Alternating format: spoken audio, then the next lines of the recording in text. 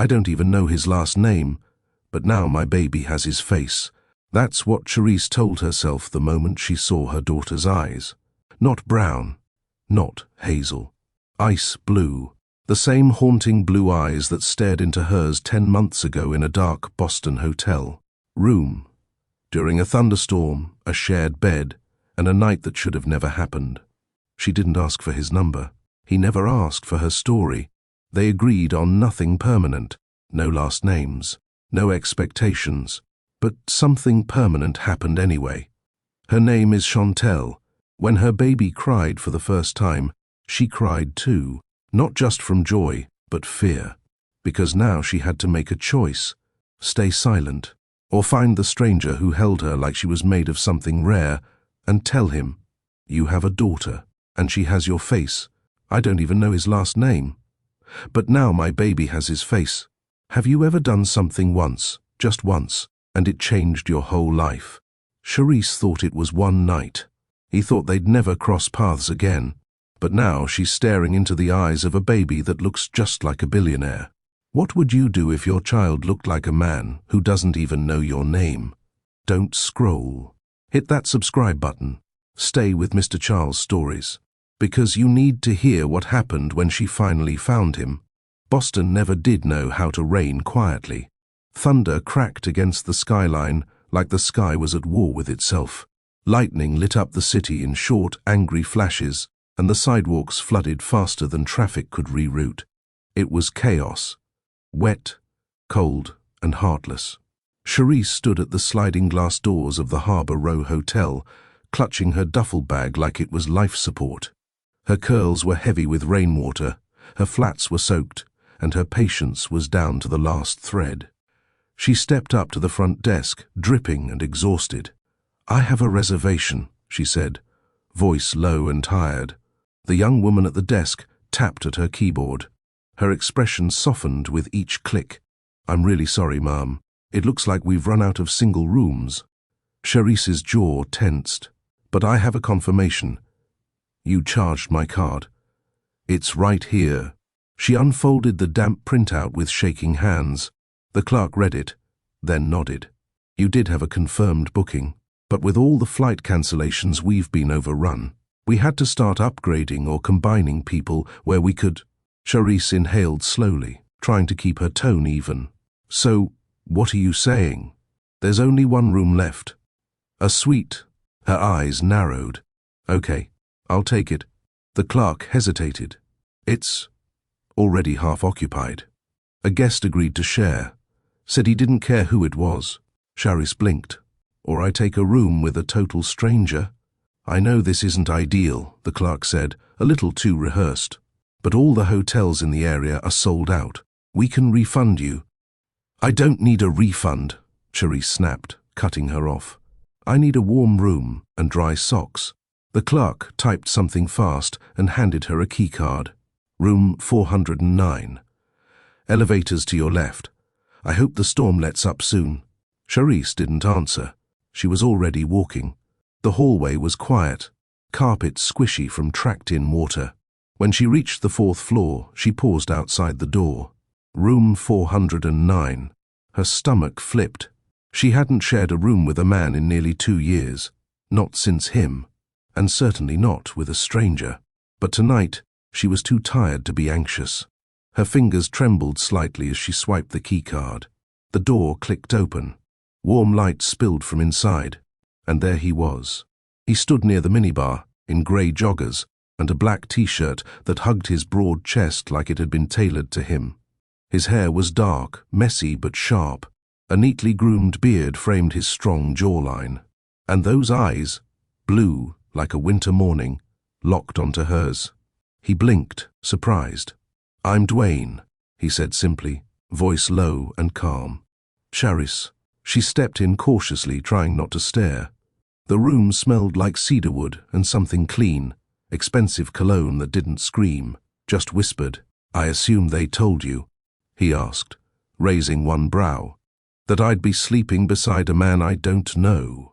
She dropped her bag near the couch. "Yeah. Real fairy tale stuff." Dwayne chuckled under his breath. "You can take the bed. I'll take the couch. Charisse paused. We'll split it. I'm not the damsel type. His lips curved slightly. Fine. I don't snore. I don't talk in my sleep. They shared a tired, uneasy laugh. She pulled off her wet jacket, revealing a clingy blouse beneath it. Dwayne looked away respectfully and grabbed a bottled water from the minibar. He held it out. Truce? Charisse took it. Their fingers brushed. Neither said anything. 10 minutes later, she emerged from the bathroom in a white hotel robe, her curls tied up and her skin slightly flushed from the hot shower. Dwayne had taken off his shirt and was lying on the far side of the bed, scrolling through his phone. She tried not to look, but his build was hard to ignore. Lean, muscular, the kind of body that said, I don't have time for gyms, but I make time anyway. She slipped into bed, facing the opposite wall. She could feel the heat from his side of the mattress. The storm outside roared louder, rain pelting the windows like coins.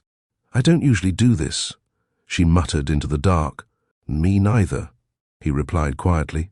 The silence settled again. Not awkward, just uncertain. Two people suspended between exhaustion and curiosity. Charisse closed her eyes, tried to sleep, but her thoughts raced. Who was this man? Why was he alone in a hotel on a night like this? He didn't carry himself like some reckless tourist. His voice had control. His eyes had shadows. There was something measured in the way he spoke, like he was always 3 thoughts ahead of what he said out loud. And why hadn't he asked a single question about her? Most men would have. He hadn't. She shifted slightly, pulling the blanket higher. Then it happened. Their hands brushed. Not a grab, not a move, just a simple graze. Charisse didn't move her hand, and neither did Dwayne. Their fingers barely touched. But the contact pulsed, warm, quiet, electric. She kept her eyes closed. But her breathing changed, slower now, unsure. Dwayne didn't speak. For a long stretch, the only sound was rain hammering the windows and the occasional distant groan of thunder. It was odd how silence between two strangers could feel less suffocating than words, especially when both were carrying things they weren't ready to name. He shifted slightly. Their fingers overlapped. Still, no words. Do storms always do this to you? Dwayne asked finally, voice low. She opened her eyes, still facing the wall. Do what? Keep you up. Make you restless. Charisse thought about it. They remind me I don't control anything. A beat passed. That's honest, he said. She turned slightly toward him. Not all the way. Just enough to catch his silhouette in the dim light from the hallway creeping under the door. What about you? She asked. Why are you awake? His chest rose with a deep breath. I guess I sleep better when someone else is breathing in the room. Charisse blinked. That wasn't the answer she expected. Like a child. More like a man who forgot how to rest around people he knows. Her brows drew together. That answer was even stranger, but she didn't push. Instead, she asked the question she'd been dancing around since she walked in. Why are you here? Dwayne's voice was calm but clipped. Work meetings. Then the storm hit. I stayed. And the room? She asked. You really told the front desk you didn't care who you shared it with. His tone shifted. If someone else was stranded and exhausted like me, I figured maybe we could both sleep. She smirked faintly. That's oddly decent. I'm not indecent. Charisse turned fully now, lying on her side, watching him. The blue in his eyes still shimmered, even in shadows. I didn't say you were, she whispered. Dwayne looked at her, fully, and the space between them grew smaller. Charisse, he said, like he was testing the name in his mouth. You don't seem like someone who shares hotel rooms with strangers. She chuckled under her breath. I'm not. I like plans. I like knowing where I'm sleeping, who's beside me, what time I'm leaving. Today, all of that got washed down the storm drain. Dwayne didn't smile, but something in his face softened. Sometimes the things we don't plan for show us who we are. She met his eyes. And do you think I am? He looked at her for a long moment before answering. Someone who's tired of being strong all the time. Her throat tightened. That wasn't flirting. That was insight. She swallowed hard and looked away. "What about you? What about me? Who are you?" she asked. Honestly, he hesitated, then shrugged lightly. Just a man who's used to being wanted for the wrong reasons. Charisse didn't expect that either, but somehow it made sense. The stillness returned, not awkward, just heavy with things neither of them could afford to say. She rolled onto her back and stared at the ceiling. "I'm not looking for anything," she said. "Neither am I. I don't want this to mean something." "It doesn't." Dwayne's voice was even. "It doesn't have to mean anything." Then came the words they both had been avoiding. "But it feels like something," she whispered. He turned toward her now. "I feel it too." There was a pause, not long, but long enough for her chest to tighten. Then he reached out, slow and cautious, like he didn't want to break the fragile trust forming between them. His hand brushed her cheek, and she didn't stop him. The kiss started soft, curious. His lips tasted like quiet confidence and something wounded underneath. She responded without thinking, her fingers curling into the sheets as his mouth found hers again, slower, deeper. Dwayne moved with care. Every touch asked for permission. Every kiss was unspoken gratitude, not hunger, not ego, just two people allowing something to happen. Charisse gasped when his hand slid gently across her waist. He paused, searched her face. She nodded once, that was all. The robe slipped off her shoulder. His fingertips moved down her arm, her stomach, her thigh. He whispered her name like he didn't want to forget it, and she whispered his like she already knew she would. The storm outside kept raging, but inside room 409 there was only warmth, only breath, only hands and lips that didn't feel like strangers anymore. Later, when it was done, Charisse lay on her side, facing the wall again. Dwayne was quiet beside her, arm draped loosely across her waist. "Thank you," she whispered into the dark. "For what?" "For not making me feel alone tonight." His voice was low, honest. "You didn't make me feel alone either." They fell asleep like that, close, unspoken things between them. No promises, no expectations, just stillness. And by morning, she was gone. Folded towel on the bathroom counter. Fresh robe hung back on the hook. Room key left on the dresser. The only thing left behind was the faint scent of her curls on the pillow, and her name in his memory.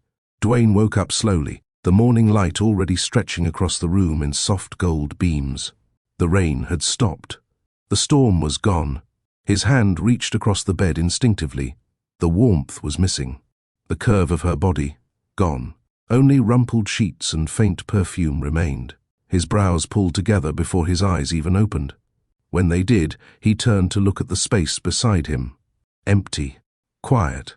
He sat up slowly, the white sheets pooling at his waist. He scanned the room. The robe was neatly folded and hung on the hook. The bathroom light was off. The door cracked open. Her bag? Gone. The only trace of her was the faint scent of lavender and coconut lingering on the pillow she used. Charisse. He stood, stretching, still shirtless, and moved toward the dresser. The second keycard he had handed her last night was there, propped up, not in a dramatic way, no folded note or lipstick kiss, just placed, like punctuation at the end of an unfinished sentence. He leaned on the dresser with both hands and stared at his reflection in the hotel mirror. The same man, same eyes, same tight line across his jaw, but something felt off. He hadn't expected her to stay. Hell, they never talked about what the next morning would even be, but somehow, he thought she'd say goodbye. He wasn't sure if it stung because she left, or because she left first. He took a long, hot shower, got dressed slowly, slid his Rolex back on, tightened the cuffs on his black shirt. By the time he made it to the hotel lobby for checkout, his expression was back to normal, calm, unreadable. But he didn't hear much the clerk said, didn't notice much of the chatter around him, because for the first time in a long while, his mind wasn't on work or meetings or mergers. It was on her. Somewhere else, 4 hours earlier. Cherise sat in the back of the rideshare, legs crossed tight, eyes red but dry. She hadn't cried in the hotel, not when she folded her robe, not when she slipped out the door barefoot with her heels dangling from one hand. But now, in the silence of someone else's car, it hit her. That night had meant something. She hated that it did. She wasn't the woman who left without explanation. She wasn't the one who made love to a stranger in a hotel suite. But last night, she needed someone to hold her without expectation, to touch her without taking, to hear her without asking questions. And Dwayne, whoever he was, had done that. Completely, fully, gently. The way he kissed her made her forget that she'd spent the last year trying to trust men again. The way he held her afterward, like she wasn't a mistake, made her want to stay. But she didn't, because staying would have made it real, and real hurt more. She stared out the window as the Boston streets rolled by, the early sunrise barely warming the sidewalks. She wasn't even sure where she was going yet. She'd figure it out when she got to the airport. No itinerary, no answers, just space, and a memory she wouldn't let herself hold on to. Back in the hotel lobby, Dwayne stood near the window, his car waiting outside. Gareth had texted twice already. Meetings were set to start in 4 hours. He slipped his phone into his pocket and gave the city one more glance. He never even asked her last name. Just Charisse. And she never asked for his. It had been a night without identities, without resumes, without reputations, and somehow that was what made it feel the most human. As he climbed into the black SUV, Dwayne muttered under his breath, "Guess we were never supposed to know." But as he looked down at his hand, the one that had rested on her back all night, he realized something. He already knew enough. 2 weeks after Boston, Charisse stood barefoot in her bathroom in Chicago, staring at the white tiles beneath her feet. The pregnancy test sat on the sink. It was face down. She hadn't flipped it over yet. Her period was only a little late. She'd been under stress. Travel, a conference, the storm. Anything could throw her cycle off, right? Still, her hands trembled as she stood there in silence, the morning sun creeping through the cracked window. It had been almost 15 minutes. She'd read the instructions 3 times, even though she already knew how it worked. Her palms were sweaty. She counted backward from 10. Then she flipped the test over. 2 pink lines. Clear, unmistakable, bold. Charisse didn't scream. She didn't cry. She just stood still, like her body had turned to glass. A baby. Dwayne's baby. From a night she'd convinced herself she'd already packed away. Now it was back, in her bloodstream, in her body, in her future. She sank to the floor, knees to chest, arms hugging herself. For an hour, she didn't move. Later that afternoon, Raina banged on her apartment door. "Charisse, I know you're in there. Open up. You missed brunch, and I never get stood up for bottomless mimosas." Charisse pulled the door open halfway, eyes puffy and shirt wrinkled. Raina stopped short. "Damn, who died?" Charisse didn't answer. She just turned, walked to the counter, and slid the pregnancy test across it like it was a receipt she couldn't return. Raina walked slowly toward it, glanced down, then looked back at her. Silence. Then, "Is it who I think it is?" Charisse nodded once. "The Boston guy." Another nod. "Girl, you don't even know this man's last name." Charisse whispered, "Latimer." Raina blinked. Wait. Latimer like Dwayne. Latimer." Charisse looked up. "I Googled him. After I found out," Raina's mouth hung open. "Oh my God. You had a whole nightstand with a billionaire and dipped before checkout." "It wasn't like that. Wasn't like..." Charisse sat down on the couch, pulling a throw blanket over her legs. "It wasn't just sex. It was peaceful. I didn't ask for anything. He didn't either. I wasn't thinking about who he was. I just needed to feel safe. And he gave me that." Raina sat down beside her. "And now You're carrying a Latimer legacy in your womb. Please don't say it like that. I mean, girl, that's not exactly pocket change. That baby got generational wealth in her fingernails already. Charisse didn't smile. Raina softened. Okay, real talk. What are you going to do? Charisse swallowed hard. I'm going to keep it. Raina nodded slowly. All right. Why? Because I feel like this child already exists. Like she's already real. You said she... Charisse let out a small, broken laugh. I know it's a girl. Raina leaned back. Okay. Then we do this. We? You think I'm letting you do this alone? Raina stood and grabbed her purse. I'm calling my cousin who works at Southside Women's Clinic. We're booking a checkup. We'll figure out the rest later. Charisse watched her go, heart pounding. She had no idea how she was going to afford diapers, rent, and whatever medical bills weren't covered. But somehow, in the middle of all the fear, one thing was clear. She wasn't going to pretend that night never happened anymore. Because it had happened, and it left her with something real. The room smelled like antiseptic and warm printer paper. Charisse lay back on the padded exam bed, fingers gripping the sides. The paper crinkled beneath her as the cold gel hit her lower belly. Nurse Myla smiled gently. You ready? Charisse nodded, lips pressed tight. She didn't know what to expect. She hadn't wanted to read anything online.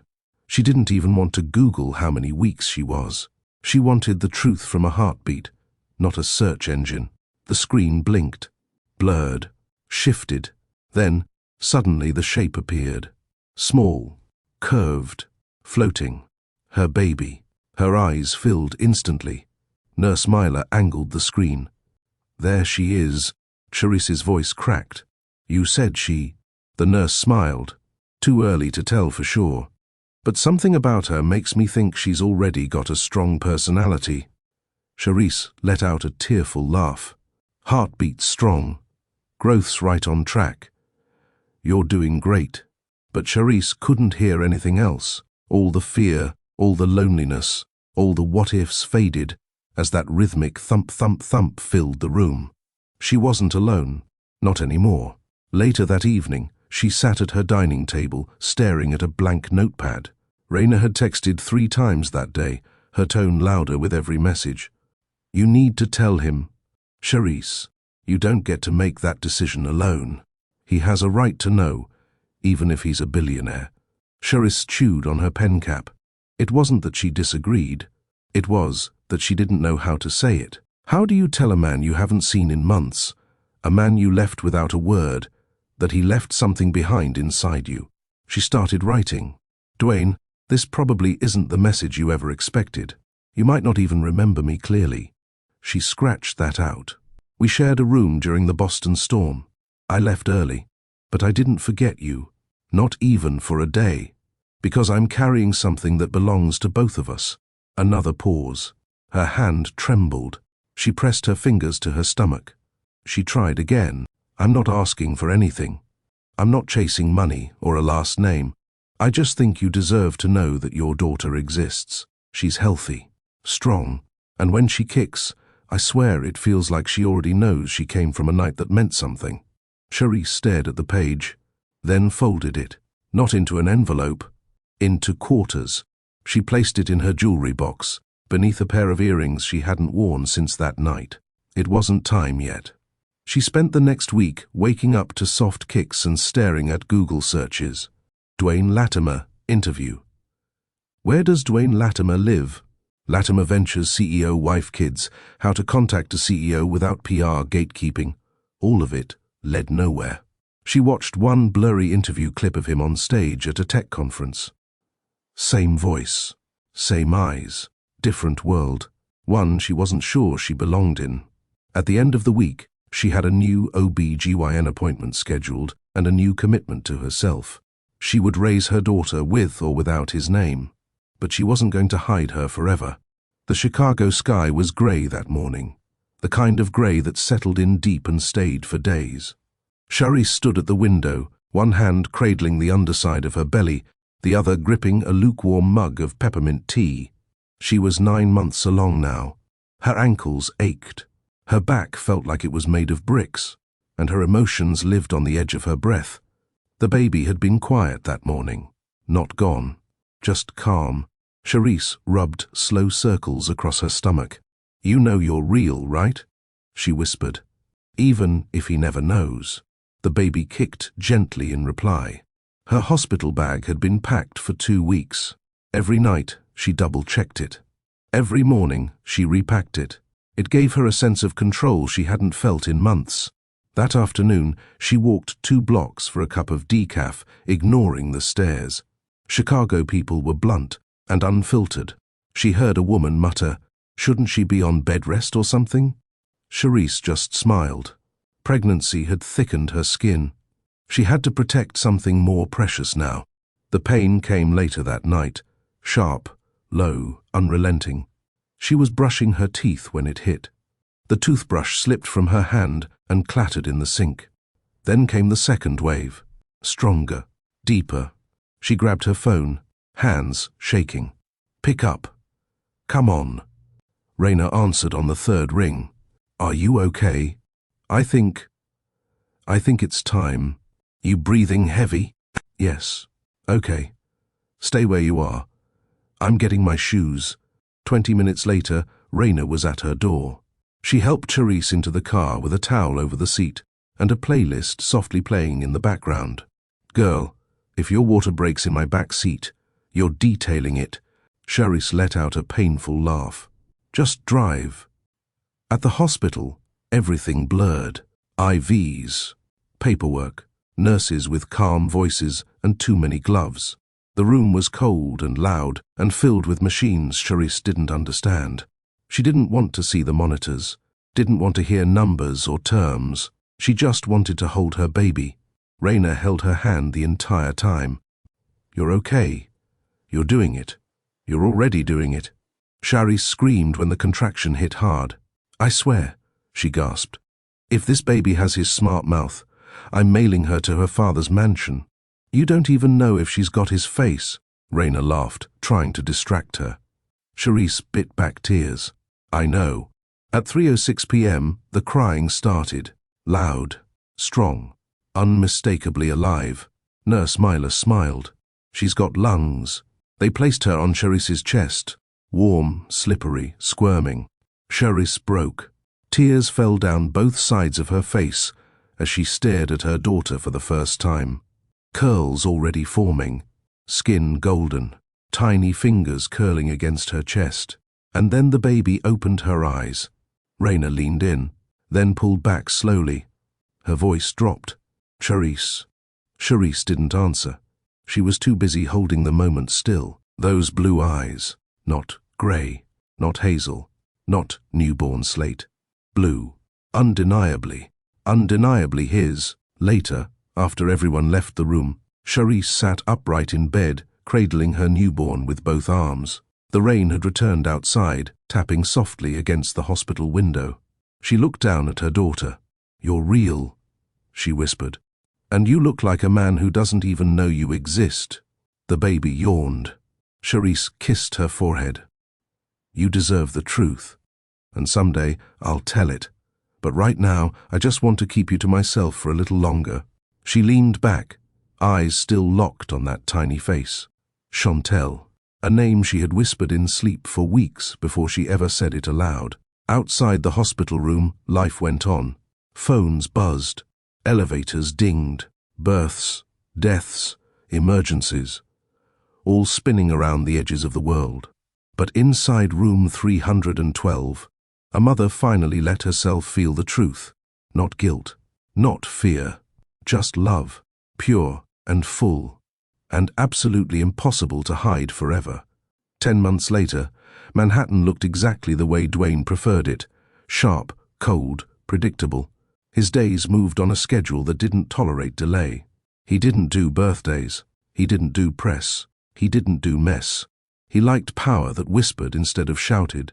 Silent boardrooms, legal teams that moved faster than news outlets, buildings named after people who had been dead long enough to be respected. That was Dwayne Latimer's world, and for the most part, it suited him just fine. The gala was being hosted at the Latimer Foundation's new West Village campus, a $30 million renovation he approved and funded without blinking. That night, the space buzzed with expensive fabric, glassware, and practiced smiles. Dwayne didn't like galas, but he always showed face. Gareth, his assistant, was waiting at the private entrance with his tablet and a drink already prepared. "Everything's smooth," Gareth said.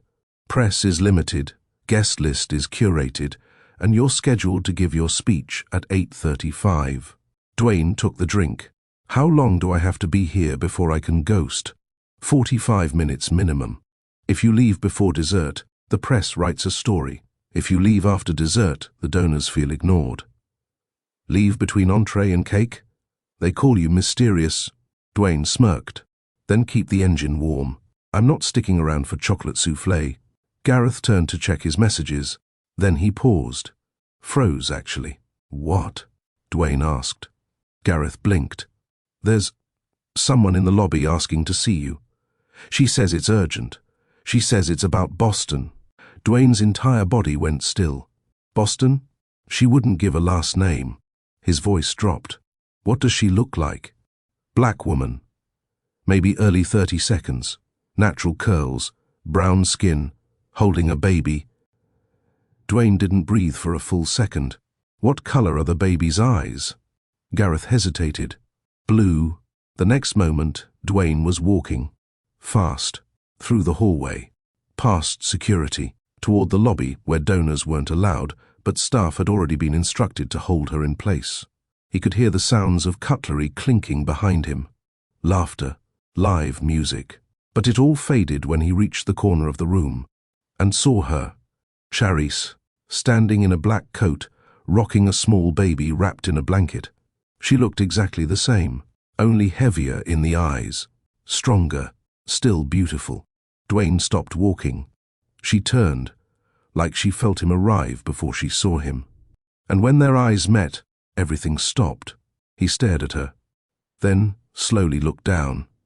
The baby blinked up at him, blue eyes, his exact shade, and a nose he couldn't deny. His throat locked up. Charisse's voice cracked. "I didn't come for money." He took a breath. "But you came." "I came because you deserve to know." His eyes flickered. "Is she?" Charisse nodded, tears rising. "Yes." He didn't speak, didn't blink, just stared at the child. "Her name is Chantel," Charisse whispered. "She's 10 months old. And she's yours." Dwayne stood in silence. The lobby buzzed faintly behind them, but he couldn't hear it anymore. His eyes stayed locked on the child in Charisse's arms, soft curls, chubby cheeks, and those unmistakable blue eyes. His voice came out quiet, almost unreal. "She's mine." Charisse swallowed. "Yes." He nodded once, slowly, then looked away. The tension in his jaw was immediate, controlled, but undeniable. Without a word, he turned and started walking. Charisse flinched. "You're walking away?" "No," he said over his shoulder. "I'm finding us a room where $50 million donors can't eavesdrop." She followed. The conference room was sleek and empty, glass walls, a long marble table, soft lighting. Dwayne shut the door behind her and motioned for her to sit. Charisse placed Chantel's carrier on a chair, gently rocking it with one hand as she took a deep breath. Dwayne stood across from her. Still, focused. He finally spoke. "You left. No note, no phone number. Nothing." "I know. You disappeared. I was scared." He blinked. "Of me?" "No," she said. "Of everything. What it might mean, what it might cost." Dwayne leaned forward, palms flat on the table. "You thought I'd hurt you?" "No," she said again, firmer. "I thought you'd try to take her, and you'd have the power to do it." The silence was instant, sharp. Dwayne straightened. "Do you think I'm that man?" "I didn't know what kind of man you were," she admitted, voice shaking. "That night wasn't about names or facts or bank accounts. I didn't know you were Dwayne Latimer. I just knew you made me feel safe. For the first time in a long time, his eyes softened for a flicker of a second. Then you left. And you didn't stop me. He looked away. Fair. Charisse glanced at her daughter, who had dozed off in her carrier. I didn't come to ruin your life, she said softly. Dwayne's voice was low. You couldn't. I don't want anything from you. He stepped closer. But what if I want something? She looked up. His face had shifted. No longer cold. Not angry, but not soft either. Do you think I can ignore this? Forget I saw her. I don't know what you'll do, she whispered. You live in a world with lawyers, PR teams, contracts. I'm a woman who left with a carry-on and a secret. I didn't even know how to find you until she looked up at me one day and I saw you. Dwayne's throat moved. I've never seen myself in anyone before, he admitted. Now it was her turn to go still.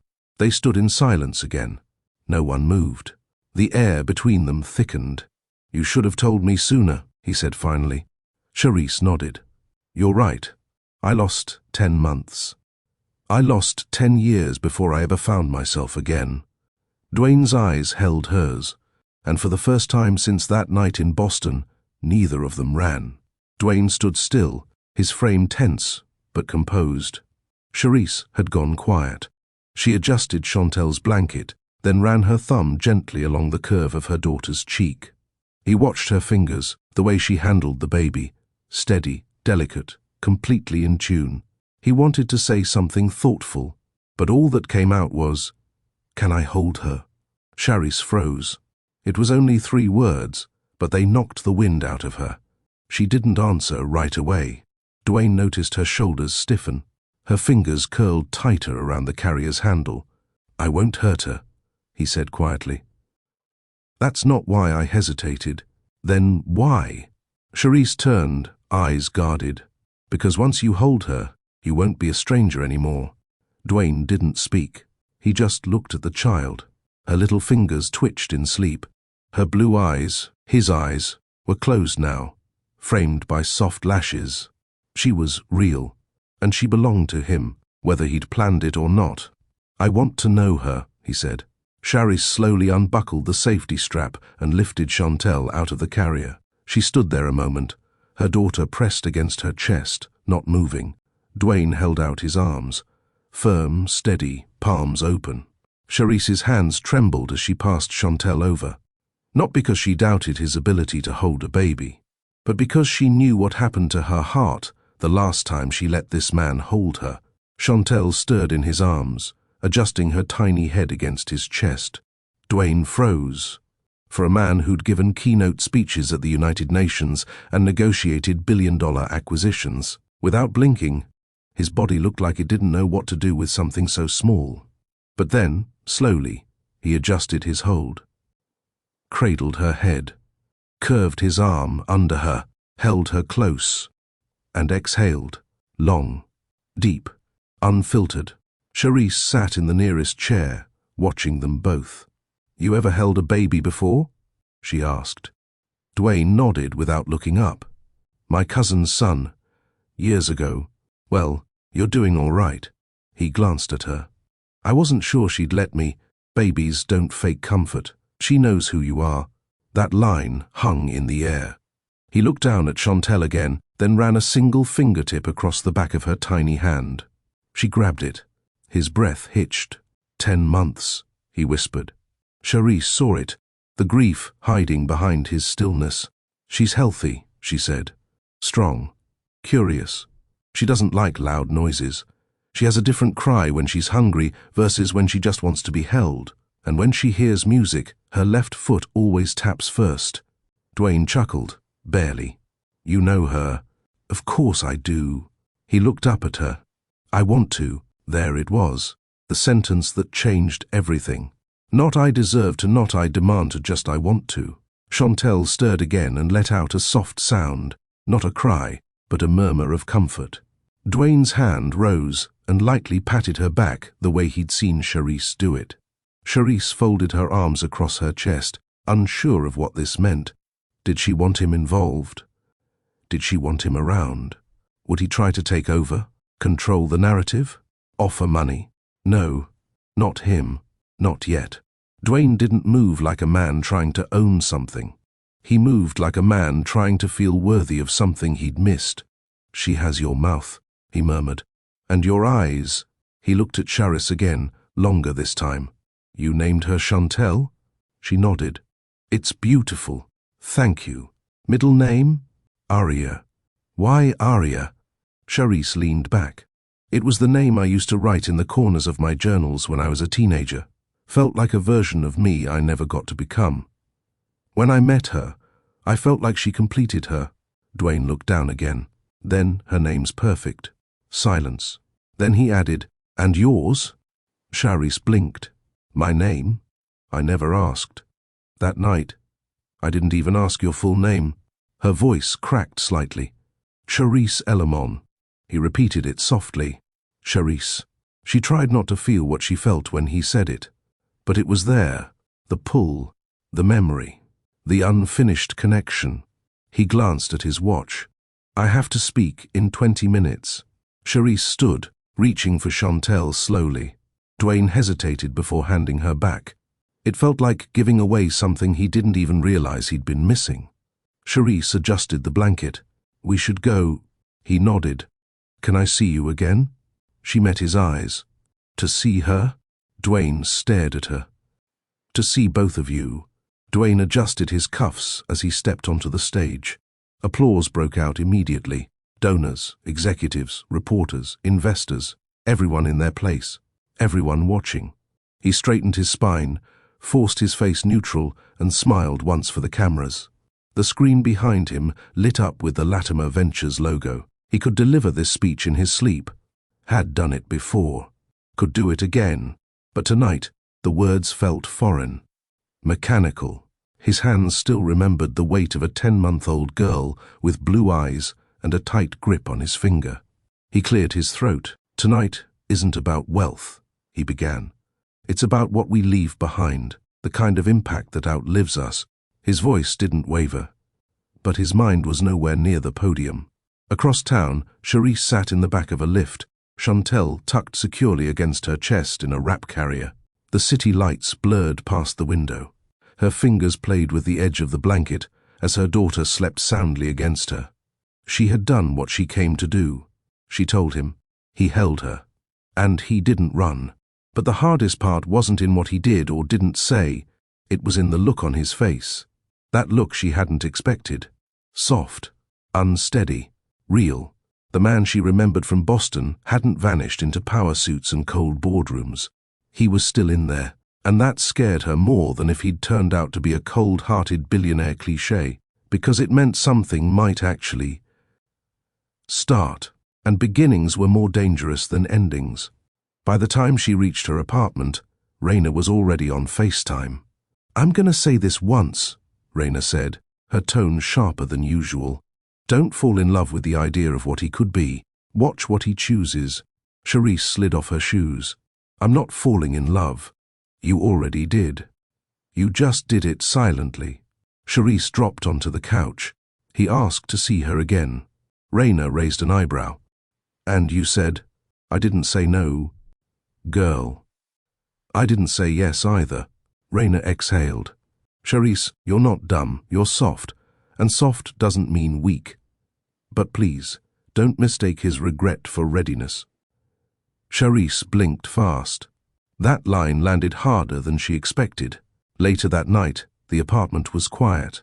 Chantel slept in her bassinet, her tiny hand resting on a stuffed elephant. Charis sat at the edge of the bed, her phone in her hand, thumb hovering over the screen. No texts, no missed calls. She told herself she wasn't waiting, but she was. And, at exactly 11:42 p.m., her screen lit up. Unknown number. "I didn't say thank you for bringing her to me. I haven't stopped thinking about her eyes. Or yours. Dwayne." Charis stared at the message. No emoji. No photo. Just his words. Just enough to make her feel something dangerous again. She didn't reply. She placed the phone on the nightstand, turned out the light, and laid back. Chantel stirred. Charis whispered into the dark, Don't make promises you can't keep, Dwayne. Then she closed her eyes, knowing full well the story was only just beginning. The message came at 8:16 a.m. I'll be in Chicago tomorrow. I know you didn't ask for follow-up. And I want one. Can we meet? Anywhere you're comfortable. I want to see both of you, but especially her. Dwayne. Charisse read it twice, then set her phone down and stared at the wall. He didn't try to guilt her. He didn't offer money. He didn't say, I deserve anything. He said he wanted to see her daughter, and that made it harder to say no. She picked the spot, a small corner cafe on the south side. Not fancy, not performative, just quiet, clean, and neutral. Dwayne arrived exactly on time. Dark jacket, no tie, navy sweater. He carried nothing but his phone. No staff, no security, no assistants, just him. He spotted her at a corner table and approached slowly. Charisse had her arms around Chantel, who sat on her lap with a teething ring halfway in her mouth. Dwayne paused before he reached the table. He took in the scene, then smiled softly. Thank you for coming. Charisse gave a small nod. Sit, she said, not unkindly. He obeyed. The tension was subtle but present, like the air between them was wrapped in something fragile. I didn't want to pressure you, Dwayne said, hands clasped on the table. I wasn't sure if I'd hear from you again after the gala. I wasn't sure you'd reach out. I meant what I said. Charisse studied him. Which part? He looked down at Chantel. That I haven't stopped thinking about her. Her gaze didn't soften. And what about me? Dwayne's jaw shifted slightly. I've been thinking about you since the night you left. Chantel squealed at nothing and banged her toy against the table. Dwayne chuckled. She's got your fire. No, that's all you. He watched the baby more than he watched her. His fingers twitched, like he wanted to reach out, but wasn't sure if he could. You can hold her, Charisse said, voice quieter now. He looked up. You sure? She knows your scent already. Might as well know your hands. He stood, moved gently to her side, and Charisse handed her over.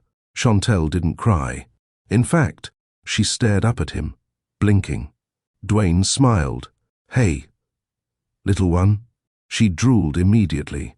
Charisse handed him a napkin. Welcome to fatherhood. They sat like that for a few minutes.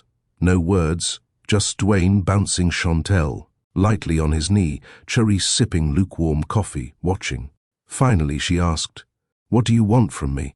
Dwayne looked up, startled by the sharpness in her voice. I mean it, she said. You're here. You're doing all the right things. But what are you really here for, Dwayne? He met her eyes. I don't know. That wasn't the answer she expected. I'm used to control, strategy. Being 10 steps ahead, he said. This doesn't fit in a contract. There's no boardroom solution to this. Charisse held his stare. I don't want to hurt you, he said. You already did. Dwayne flinched. I'm not saying it was your fault, she added. But this baby grew inside me while you sat in glass offices and did TED Talks. I carried her alone. I planned a life without you in it. So now that you're in it, you better figure out what that means. Fast. Dwayne nodded slowly, Chantel gripping his finger as if backing her mother up. I want to know her. I want to be there for her. That's not a line. Okay, then you'll need to prove it. Charisse stood. Dwayne stood too, still holding Chantel. She reached for her daughter, and he handed her back without hesitation. Next time, she said, you bring something other than words. Dwayne nodded. Like what? Consistency. Then she turned and left, leaving behind the echo of a challenge he couldn't ignore. The next morning, Dwayne didn't send a text. He showed up. Charisse opened the door, and there he was, holding a baby bag, 2 coffees, and a pack of wipes under his arm. You serious? She asked, eyes narrowed. I told you I was learning.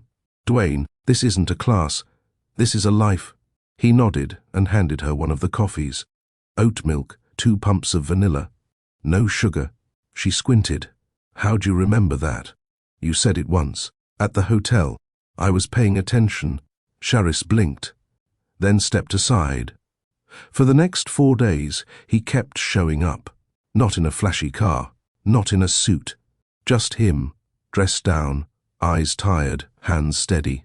He brought diapers that fit, wipes that didn't irritate, bottles that worked. He learned fast. He watched how Charisse warmed the milk, how she rubbed Chantel's back, how she talked softly when the baby fought naps. And he copied it, not like a man trying to impress, but like a man trying not to fail.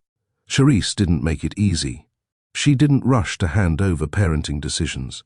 She watched him, arms crossed, eyebrow raised, always expecting the moment he'd prove her doubts right. But it didn't come. On Friday, Dwayne picked up Chantel with one arm and said, "Can I show her something?" Charisse hesitated. "Where?" "My building's roof. It's quiet. No press. Just the skyline. I used to go there to breathe." She looked him over. "No driver?" "No." "No photographers waiting outside?" "No." She stared a moment longer, then nodded once. "Fine. 30 minutes. If you mess up her nap window, I will riot." The rooftop was serene, glass railings, a rooftop garden, and a view of the Chicago skyline so crisp it looked unreal. Dwayne sat on a bench, Chantel in his arms, a baby hat covering her curls. "This is where I come when I need to remember I'm small," he said. Charisse raised an eyebrow. "You seem like someone who hates feeling small." He chuckled. "I don't like people making me feel small. But the city, the sky, I respect that kind of small." She didn't reply. Instead, she sat on the edge of the opposite bench, arms resting on her thighs, watching him hold their daughter like she was made of air and gold. "Where'd you learn that?" she asked quietly. He glanced at her. The bounce, the head support. He didn't flinch when she spit up earlier. Dwayne looked away. Trial, error, and a YouTube rabbit hole last night titled "First-Time Dads Who Don't Want to Suck." Charisse laughed, the first real one he'd heard from her in 10 months. He smiled, slow and stunned. "I remember that laugh," he said. She stopped. The air shifted. "Don't," she warned. "I'm just saying." "Yeah, well, saying things got us into this. Doing things is what gets you kept." He nodded. Noted. That night, he lay in bed at his hotel, lights off, Chantel's baby scent still faintly clinging to his shirt. He stared at the ceiling. Flashes of her face, her cheeks, her eyes, burned in his mind. But they weren't just hers. They were his. Flashback. Dwayne, age 9. The room was large and cold. Mahogany desk, tall bookshelves, and a man, his father, sitting behind it, flipping through documents. Dwayne stood at the edge of the rug, holding a crumpled piece of construction paper. He cleared his throat. His father didn't look up. "Sir?" Dwayne said. Still no response. "I drew something." "For you." He placed the paper on the desk, gently. A blue crayon sketch of a skyscraper with clouds behind it. In the bottom corner, 2 stick figures, one tall, one small. His father finally looked up, blinked at the drawing, then slid it aside without a word. Dwayne stood there, stomach tight. The silence filled every corner of the room. "Go wash up for dinner," his father said. Nothing else. Just that. Back in the hotel, Dwayne blinked hard and ran a hand over his face. He whispered, "She will never feel that." The air smelled like grass and grilled food. Washington Park was alive that Saturday. Music from someone's speaker, a toddler crying over a dropped popsicle, dogs barking in the distance. A local artist was sketching caricatures under a shaded umbrella, and joggers looped the walking path like clockwork. Charisse sat on a bench in leggings and a denim jacket, one arm resting on the stroller beside her. Dwayne arrived 5 minutes early, holding a small paper bag. She raised a brow. He sat, teething biscuits. "I read they help, only if you pair them with apple slices." He pulled a second bag from his coat. Charisse smirked. "Okay, you did your homework." Dwayne leaned back, squinting at the trees. "I couldn't sleep again last night." Charisse reached into the stroller, lifting Chantel into her lap. "You're a billionaire, Dwayne. Buy better pillows." He glanced at the baby, who was blowing bubbles and clutching her blanket. Wasn't the pillow, he said. It was remembering what I never had. Charisse glanced sideways. You want to tell me, or just float that out and let it die in the air? He gave a low laugh. My father was allergic to affection. Charisse blinked. I don't mean emotionally unavailable. I mean deeply committed to being absent, even when he was physically in the room. He watched Chantel wiggle. I used to rehearse how to say hi to him. I'd stand in the mirror like a fool. Should I wave? Should I shake his hand? Should I salute him like a soldier? Charisse said nothing. I stopped trying when I was 10. The last time I called him Dad was at a funeral. Charisse's voice softened. His? Dwayne shook his head. His brother's. For a while, they sat there in silence, birds overhead, the wind shifting slightly. You ever wonder what kind of dad you'll be? She asked. I think about it now. What do you see? I don't know yet, Dwayne said. But I know what I won't be. Charisse nodded. That's a start. They took Chantel to the small play area. She wasn't old enough to do much but giggle at the swings and chew on her pacifier. But Dwayne still held her tightly as they walked the edges of the park. Charisse watched his body language. Gentle, alert, steady. That scared her more than if he'd fumbled it. Later, they sat on a patch of grass under the only tree that gave full shade. Dwayne lay back with Chantel resting on his chest, the baby's hand curled around his thumb. Charisse sat upright, picking at blades of grass. She's starting to love you, she said. I want to earn that. You can't buy it. I'm not trying to. She turned toward him. That's what scares me, she said. You're trying. Like this is something you can study and ace. Dwayne sat up, slow, careful not to wake Chantel. I'm doing what I know. Don't try to fix me, Dwayne. Don't try to fix her. We're not broken dolls you can repair with guilt and first-class flights. I never said. You don't have to say it. I see it. You show up with baby books and brand new carriers and thoughtful texts, and it's all nice. But nice is easy for people like you. Dwayne's expression didn't change. What's not easy? Staying when the shine wears off. Chantel stirred. Charisse reached for her. Dwayne didn't let go right away. I'm not going anywhere, he said. Charisse looked him in the eye. Don't promise what you haven't proven. Dwayne finally handed the baby over. They packed up slowly. The park was quieter now. Shadows longer. Dwayne walked them to the car and opened the back door for the car seat. Charisse buckled Chantel in without a word. Before she got in, he touched her elbow. I'm not trying to fix you, he said again. I'm trying not to repeat my father. She looked up at him, unsure whether to soften or harden. She chose neither. Then don't repeat my past either, she said. Don't show up just to leave when it matters. Then she got in and closed the door. Dwayne stood there as the car pulled off. His fists clenched, then slowly released. Dwayne's schedule had never been touched. Not rescheduled. Not shuffled. Not delayed. His assistant, Gareth, knew the unspoken rule. Dwayne's calendar was sacred. It ran tighter than Swiss trains and cleaner than corporate PR. Until today, Dwayne stood in front of the floor-to-ceiling window of his Manhattan penthouse, phone in hand. Cancel the Zurich call, he said. Gareth's voice on speaker cracked slightly.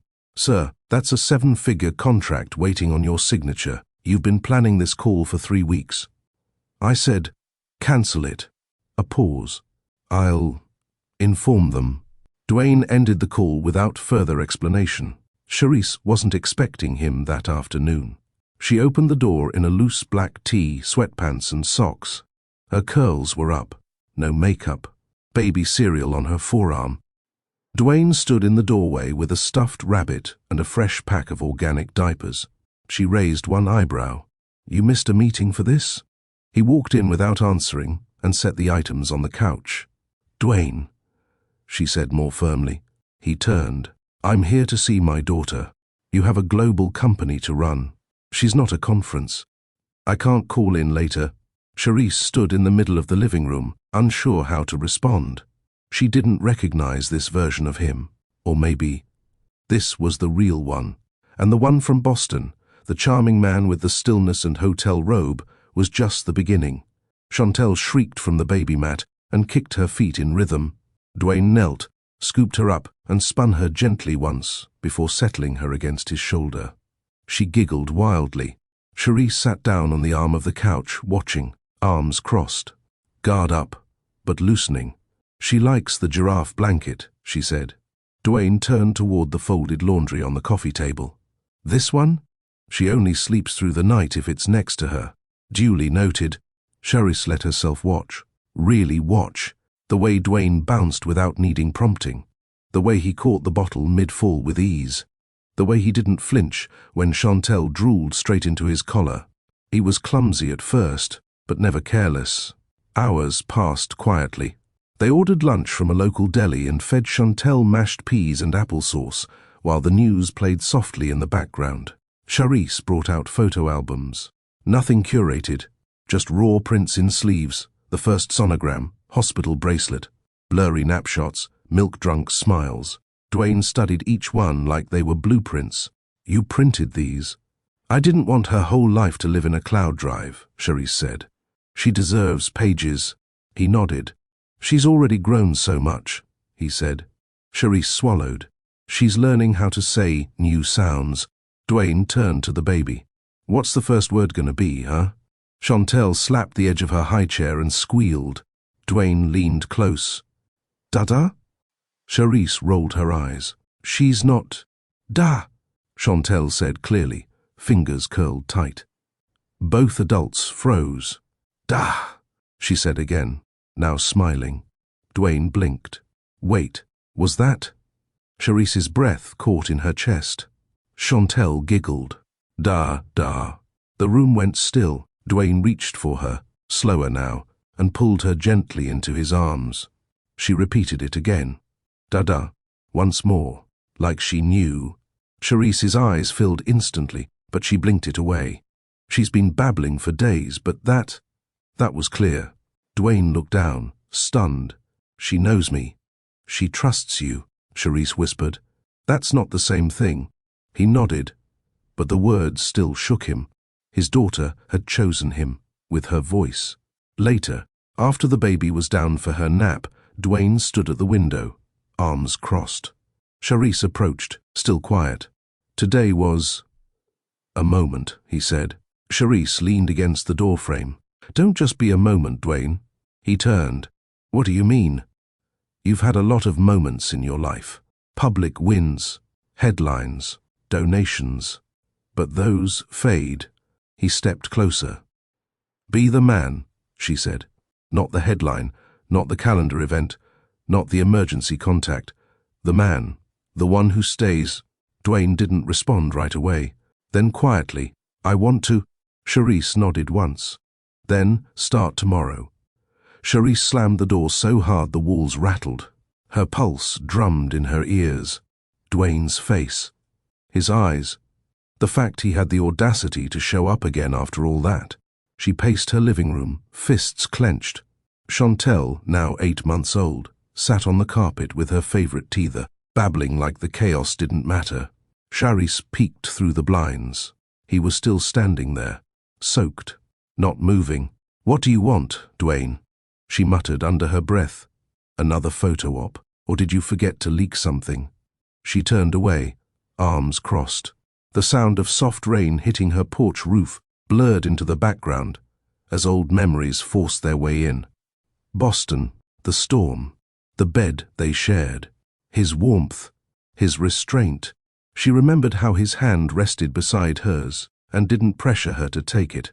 He asked for permission before every touch. That night wasn't about lust. It was about not feeling so damn alone. And now, here he was, on her porch, drenched.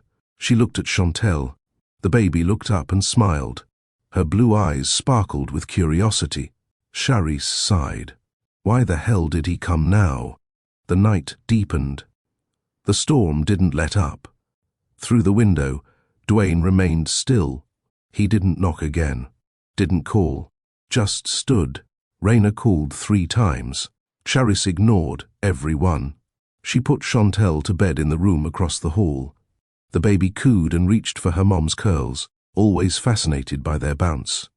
Charisse kissed her forehead and whispered, "No matter what happens, you're mine first." Downstairs the wind howled, and so did her thoughts. She opened the door again, fast, like if she hesitated she'd stop herself. "Why are you still here?" Her voice was low but cut through the rain. Dwayne looked up. His soaked shirt clung to his body. His hair matted down. "I told you I wasn't leaving. You don't get to show up here like some broken-hearted billionaire and expect a fairy tale." He didn't argue. "I just needed to see you." She stepped out onto the porch, arms tight across her chest. "You already saw me, and you used it. You used her. I made a mistake." "No. Mistakes are small. You made a decision. Don't sugarcoat it." The rain ran down her cheek like tears, but they weren't. "I didn't know they were filming." "I didn't want her paraded around like a prop," Dwayne said. "But you didn't stop it," Charisse snapped. "You let them. Then you let the world judge me. Your PR firm told everyone I was grateful for support. I never said that." Dwayne closed his eyes. "You're right." Silence. Long. Sharp. "You want to come in?" she asked finally. He looked at her, surprised. "No," she said, before he could move. "That wasn't a yes. I asked a question. There's a difference." He cracked a sad smile. "I'll stay here." She nodded once, then went back inside. She turned the lock, but she didn't close the curtain. She watched. By morning, the rain had stopped. The porch was wet. The sun peeked through the clouds. Birds chirped like they had no idea a silent war had happened overnight. Charisse opened the door slowly. Dwayne sat on the top step, arms resting on his knees. He looked like hell, and somehow still like the man from that suite in Boston, real, stripped, ordinary. She tossed him a towel. He caught it without a word. "You look stupid," she muttered. He smiled. "I feel worse." "You sleep at all?" He shook his head. "I didn't either." She walked past him, sat on the bottom step, let the morning air fill her lungs. "I hate you a little," she said, "but I hate missing you more." Dwayne turned his head slowly toward her. "That night, I didn't want to like you," she said. "I wanted it to be a one-night story, a storm, a mistake. It wasn't—" "No," she whispered. "It wasn't—" She stood. "Come inside. But this isn't forgiveness. Not yet." He stood too. "I know." When he stepped into the house, he paused. The scent, the warmth, the small photos on the wall. Everything about it said home. But it wasn't his. Not yet. Chantel cried from upstairs. Dwayne looked up, his breath catching. Charisse looked at him. "Do you want to—" He nodded. Together, they went upstairs. Charisse opened the nursery door. Chantel stood in her crib, wobbling. When she saw Dwayne, her eyes lit up. "Dada," she squealed. Charisse froze. Dwayne looked like he'd been struck by lightning. "She's never said that before," Charisse whispered. Chantel reached out, giggling. Dwayne stepped forward, trembling. He picked her up, awkward but careful. The baby laid her head on his chest and sighed. Dwayne's eyes filled. "She remembers me?" She never forgot. Charisse stood beside him, stunned. She hadn't planned this. She hadn't wanted this. But her heart cracked open anyway. And for the first time in a long time, Dwayne whispered, "I'm exactly where I'm supposed to be." Charisse sat at the kitchen table, staring at her cup of cold coffee. Her hands were clasped tight, knuckles pale. Upstairs, Dwayne was giving Chantel a bath under her watchful eye. He hadn't said much after the Dada moment. He didn't have to. His face carried more weight than words ever could. The front door banged open. Raina. "Girl, what the hell is going on?" Her sister barked. Charisse didn't flinch. "Good morning to you too. Cut the crap. Why is he here?" Raina stormed into the kitchen like a wildfire. Charisse didn't answer right away. She reached for her mug, sipped, then placed it back down. "He stayed outside all night in the rain," Charisse said softly. "And? You think that's love?" He's a millionaire with umbrellas and drivers, Charisse. Don't get soft on a man who threw you to the wolves. Charisse held her gaze. He didn't come here with cameras. He didn't say a word. He just stood there. Raina folded her arms. You gonna fall for that? No. But I'm not throwing away something I haven't heard yet either. You don't owe him the benefit of the doubt, Raina said. You owe Chantel a stable life, not some emotional rerun. Charisse's jaw tightened. She called him Dada. That shut Raina up. Silence stretched between them. Charisse stood. You think I'm not angry? I hate how much space he takes up in my mind. I hate that his scent makes Chantel calm. I hate that my daughter smiled bigger this morning than I've seen in weeks. Raina's eyes softened, but her voice didn't. And what if he leaves again? What if this is guilt, not growth? Charisse exhaled. Then I'll survive. Again. They turned as Chantel's laughter floated down the stairs. Dwayne walked in with a towel-draped toddler on his hip. His shirt clung to his damp skin, and his eyes flicked between the sisters. Raina glared. You got 5 minutes to explain what kind of man uses a child for headlines. Dwayne didn't answer right away. Instead, he looked at Chantel, gently passed her to Charisse, then faced Raina head-on. You're right. I deserve all the smoke, he said. But I didn't leak that video. And I didn't agree to it. It was my campaign manager trying to clean up my image after a rough month. And what did you do? Raina pressed. I fired him. Charisse blinked. When? 3 hours after the press conference. I walked out mid-interview, called my lawyers, and cut him loose. Raina snorted. Damage control. No, Dwayne said. Because I looked in the mirror and hated who I was becoming. Charisse shifted, holding Chantel tighter. Then why didn't you call me? Because I didn't deserve to. I thought if I waited, let you cool off, maybe I'd find the words. He looked between them. I have money. I have buildings. I have a last name that opens doors in cities I don't live in, but I didn't have peace until I met her. And now I want a shot to earn your trust back. Both of you. Raina narrowed her eyes. Talk is cheap. Real men do more than beg for forgiveness when they're caught. Dwayne nodded. Then I'll show up. Every day. I'll bring diapers, groceries, silence when needed, answers when asked, and I'll be here, even when she locks the door. He looked at Charisse now. I won't walk away again. Charisse felt her eyes sting. She didn't trust him. Not yet. But something about the way he said again told her he'd stayed up all night replaying every mistake. Raina grabbed her purse. I'll call later. But if he messes this up, I swear to God. I know, Dwayne said quietly. After she left, Dwayne turned toward Charisse, hesitant. Thank you for letting me stay. I didn't, she replied. But Chantel did. Later that afternoon, Charisse stepped outside with Chantel balanced on her hip. The sun was out, and the porch had finally dried. Dwayne was sweeping leaves from the front steps like it was his duty. She likes books, Charisse said from behind. Dwayne turned. Books? Before bed. You want a real shot? Start with Goodnight Moon and her sippy cup. He smiled. I can do that. Charisse handed Chantel to him again. The baby curled into his chest like she'd done it 100 times. She's fast, Charisse said, eyes softening. If you blink, she'll crawl under the sofa. Dwayne kissed the top of her head. I won't blink then. They stood in silence again, but this time it wasn't heavy. It was layered, curious, cautious. Charisse glanced at him. What now? Dwayne shrugged. You let me earn my place. One moment at a time. She didn't answer. Instead, she opened the screen door. You can read her that book tonight, but then you leave. We're not playing house. Understood. As she walked inside, she said without turning, and no more public appearances. You want to be her father? Do it privately first. Dwayne nodded. Yes, Mom. That night, Dwayne sat in Chantel's nursery, reading in his softest voice. Charisse watched from the door.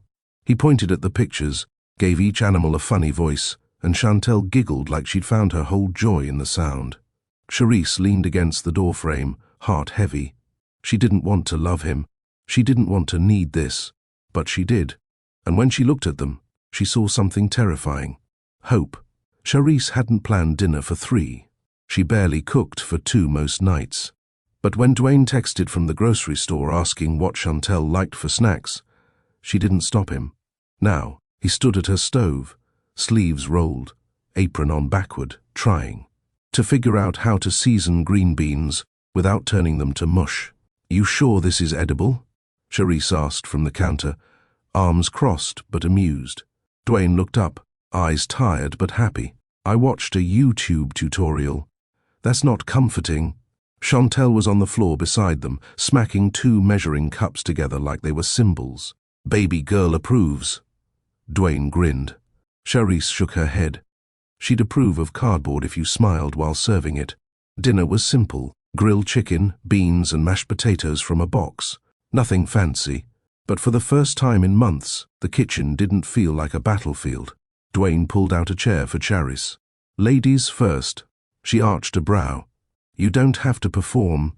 "I'm not," he said, sitting across from her. "I'm learning."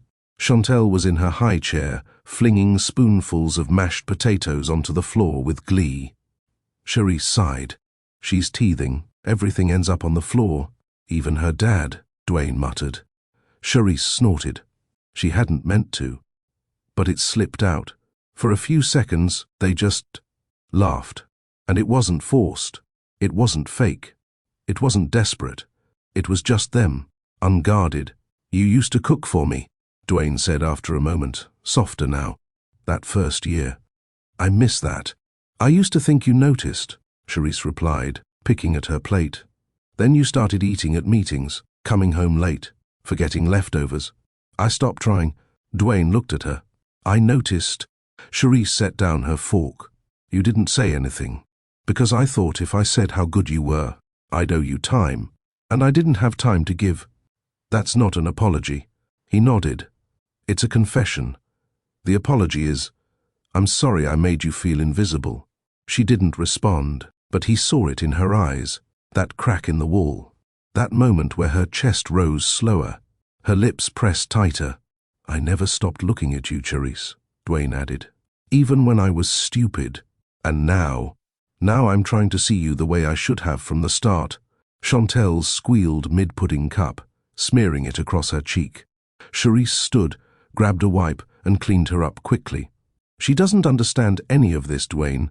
She just wants someone who shows up. That's it." "I will," he promised. She turned to him, steady. "Don't say it unless you mean it." He stood. "I don't say anything I don't plan to live." The tension was back. But it wasn't sharp. It was dense, heated. Old wounds and new trust met at the center of the kitchen, where 2 people stood close enough to feel what hadn't yet been spoken. "I'll take out the trash," Dwayne finally said, breaking the moment. Charisse nodded. "It's by the back door." As he disappeared with the bag, she exhaled. He still had the power to make her body remember. Her walls weren't just emotional, they were cellular. Her hands still tingled when he brushed too close. Her lips still burned from restraint, and she hated it. But she also didn't. Later that night, Dwayne stepped onto the porch and found Charisse sitting on the swing. She was barefoot, wearing one of his old college sweatshirts, one she claimed not to remember keeping. He sat beside her. "She's asleep?" she asked. Dwayne nodded. "Out cold. I read Goodnight Moon 3 times.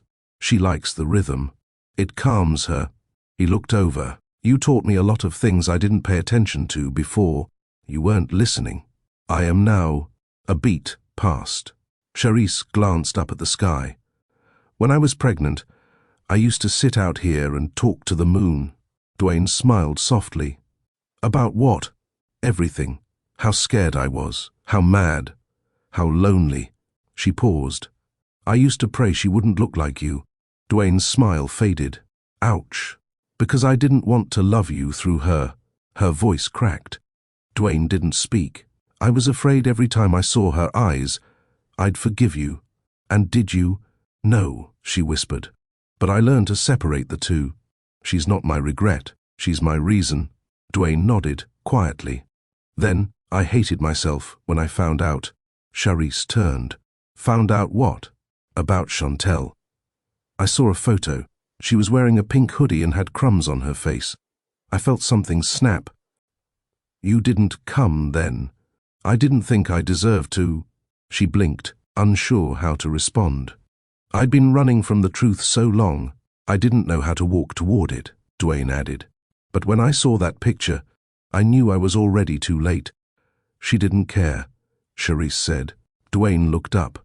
She smiled when you came. She didn't hold a grudge. She didn't ask why you weren't there. She just opened her arms. He nodded slowly. She takes after you. They sat in silence again. The night breeze brushed past them. Then Dwayne reached into his pocket and pulled out something small. A charm. Silver, with her name engraved on it. I was going to give this to her when she turned 1, he said. I ordered it months before the scandal. Then I got scared, cancelled the trip. It came anyway. I kept it. Charisse held it gently. It's beautiful. I want her to wear it when she's ready. She is... He placed it in her palm. Then give it to her. When you believe I've earned the right to see her wear it. Charisse looked at him, stunned. That kind of patience wasn't performative. That was intentional. And it undid her. I'm going to bed, she said abruptly, rising to her feet. Of course. She paused at the door. You can sleep on the couch tonight. Dwayne stood. Thank you. But don't mistake this for a second chance. This is you watching your daughter grow up. I understand. Charisse walked inside, hand still clutching the charm like it weighed more than it looked. Dwayne stood on the porch for a long time after, staring at the moon she once prayed to, wondering what version of himself she had cried about, and vowing to become the man she wouldn't have to cry over again. Charisse didn't sleep right away. She told herself she was just checking on Chantel, but the truth was her chest felt too full. Not with pain, but with something she didn't trust yet. Dwayne had done nothing extraordinary. He hadn't begged. He hadn't grandstanded. He hadn't even flirted. But he stayed, and that made her nervous. She walked barefoot to the kitchen, needing water, but paused when she saw him on the couch, not snoring, not sprawled like it was his house, just lying there, hands on his chest, awake. You can't sleep? She asked. Dwayne sat up slowly, didn't want to drift off and miss something. Charisse raised an eyebrow. Like what? Like the sound of you forgiving me. Her throat tightened. You think I'm that easy? No, he said. That's why I'm still awake. She stepped further into the room. Do you miss her? Your ex? Dwayne's face didn't flinch. No, not even a little. I miss who I pretended to be when I was with her. I miss how it felt to be needed, even if it was fake. But her? No. And me? I miss the version of me that could have deserved you back then. Charisse stared, then sat down on the armrest of the chair across from him. I'm tired, Dwayne. I don't have the energy to be lied to. I know. She lowered her gaze. You broke me. I broke myself first, he said quietly. And I ruined us along the way. Her eyes lifted. Why now? I woke up one day and realized I hadn't seen a sunset in months. That's how much I was chasing money, deals, fixes. I forgot how to be human. And what? I'm your rehab. No, he whispered. You're the only real thing I ever had. I just didn't know how to hold it. Silence. Not cold, not tense, just heavy. I need you to know, she finally said, I didn't survive all this to become your charity case. Or your guilt project. I'm still standing because I built new legs. Dwayne nodded. And I'm not here to cut them out from under you. I want to stand beside you. If you ever let me. Her jaw tightened. She stood, walked to the sink, poured herself a glass of water.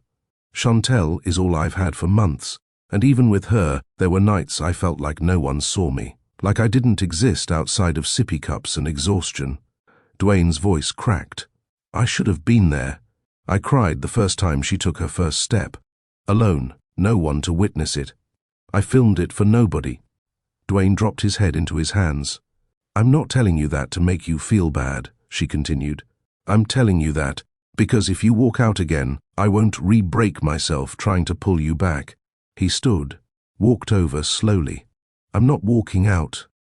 She stared up at him, half defiant, half daring. I'm scared of what you still do to me, she whispered. He reached out, carefully. Then let me do it right this time. Her body leaned, just slightly. Don't kiss me, she warned. I won't, he said. Unless you want me to. Their breaths mixed. Their pain mingled in the air. His hand grazed hers. She didn't pull away, but she didn't lean in either. I'm going to bed, she whispered. He nodded. Leave the hallway light on, she added. In case Chantel wakes up, I will. She walked past him, paused, then, thank you for cooking. Dwayne smiled. Thank you for letting me. She disappeared down the hallway. He exhaled into the quiet. Progress. It wasn't dramatic. It wasn't passionate. But it was real. And that's what he came for. She's not my regret. She's my reason. That line hit hard, didn't it? Have you ever loved someone but didn't know how to show up until it was too late? Or maybe someone walked away when you needed them most? Let's talk about it. Do people deserve second chances after breaking someone who trusted them? Comment below. Would you forgive someone like Dwayne? Have you ever felt unseen while raising a child alone? Do you believe love can return after deep wounds? Type your thoughts below and share this story with someone who needs hope, healing, or a reason to stay. Like, subscribe, turn on notifications. The sound of Chantel's cooing echoed through the quiet house as Charisse folded freshly washed baby clothes at the dining table. The Chicago wind swept against the windows, but her thoughts were louder than any gust. Every time she saw Dwayne with their daughter, soft, patient, present, she fought the voice in her head that warned her not to fall too fast again. Dwayne was still here. It had been 3 weeks since he asked to stay. 3 weeks of late-night feedings, grocery runs, forehead kisses, soft touches, and learning each other in ways that were real this time. Not stormy, not rushed. Real. She wanted to believe him. But Charisse had learned the hard way. People could love you and still leave you. She folded a tiny onesie with pink stars, then paused. Her phone buzzed. It was a message from Raina. Girl, open your front door. I'm outside. Charisse blinked and stood up quickly. She swung the door open. Raina stood there in a velvet trench coat, holding a bag of Thai takeout and an eyebrow raised like she smelled secrets. Don't look so scared. I brought food. Charisse smirked. You're not slick. As they settled in the living room, Chantel gurgling in her swing nearby, Raina poked at her noodles. So, you just let a billionaire into your house, your baby's life, and your panties again without a full background check? Charisse choked on her spring roll. Excuse you. Raina held up her hand. Don't even lie. I saw the hickey on your collarbone last time. I didn't say anything then because I was trying to respect your healing era. But now, spill. Charisse sighed. It's not like that. Uh-huh. Let's pretend I believe that. You Googled him yet? Charisse hesitated. A few weeks ago. And? He's clean, no scandals, just intimidating wealth. Raina pulled out her phone. Well, I did my own digging. Because I don't play about you. She tapped, scrolled, then held up her screen. Charisse stared. It was a photo. Dwayne, on a red carpet, standing next to a woman. Tall, blonde, thin, stunning, his arm around her waist. The headline read, Dwayne Latimer and Sutton Blair, power couple or PR stunt. Charisse's body went cold. She grabbed the phone, zoomed in. The photo was dated 5 months ago. Raina's voice softened. You didn't know. Charisse's hands trembled slightly. No, he never mentioned her. You better ask. Now, before this becomes a pattern of secrets. As if summoned by the tension, Dwayne stepped into the room from the hallway. Holding Chantel, her tiny fingers wrapped around one of his. Charisse's face stayed neutral, but her heart hammered. Hey, Dwayne said. She just dozed off. You okay? Charisse stood, handed Raina her phone without a word, then walked toward him. We need to talk. They stood in the kitchen. Dwayne shifted his weight, sensing the temperature shift. What's going on? Charisse kept her arms folded. Who's Sutton Blair? Dwayne's face froze. She's my ex-fiancée. Charisse blinked. Fiancée? He rubbed the back of his neck. It ended months before I met you. I didn't think it mattered anymore.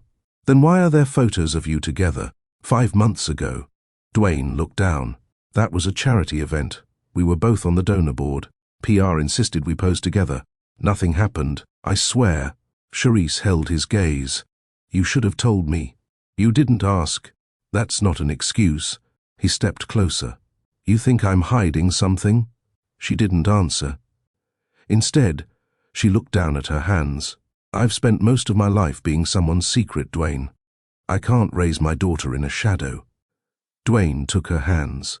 You and Chantel are not in any shadow. You're my light, Charisse. Both of you. Her eyes stung. Then be honest. Always. I can handle your past. I can't handle lies. He nodded. You're right. I should have told you about Sutton. But I promise you, my past isn't what I want. This, us, that's what I choose now.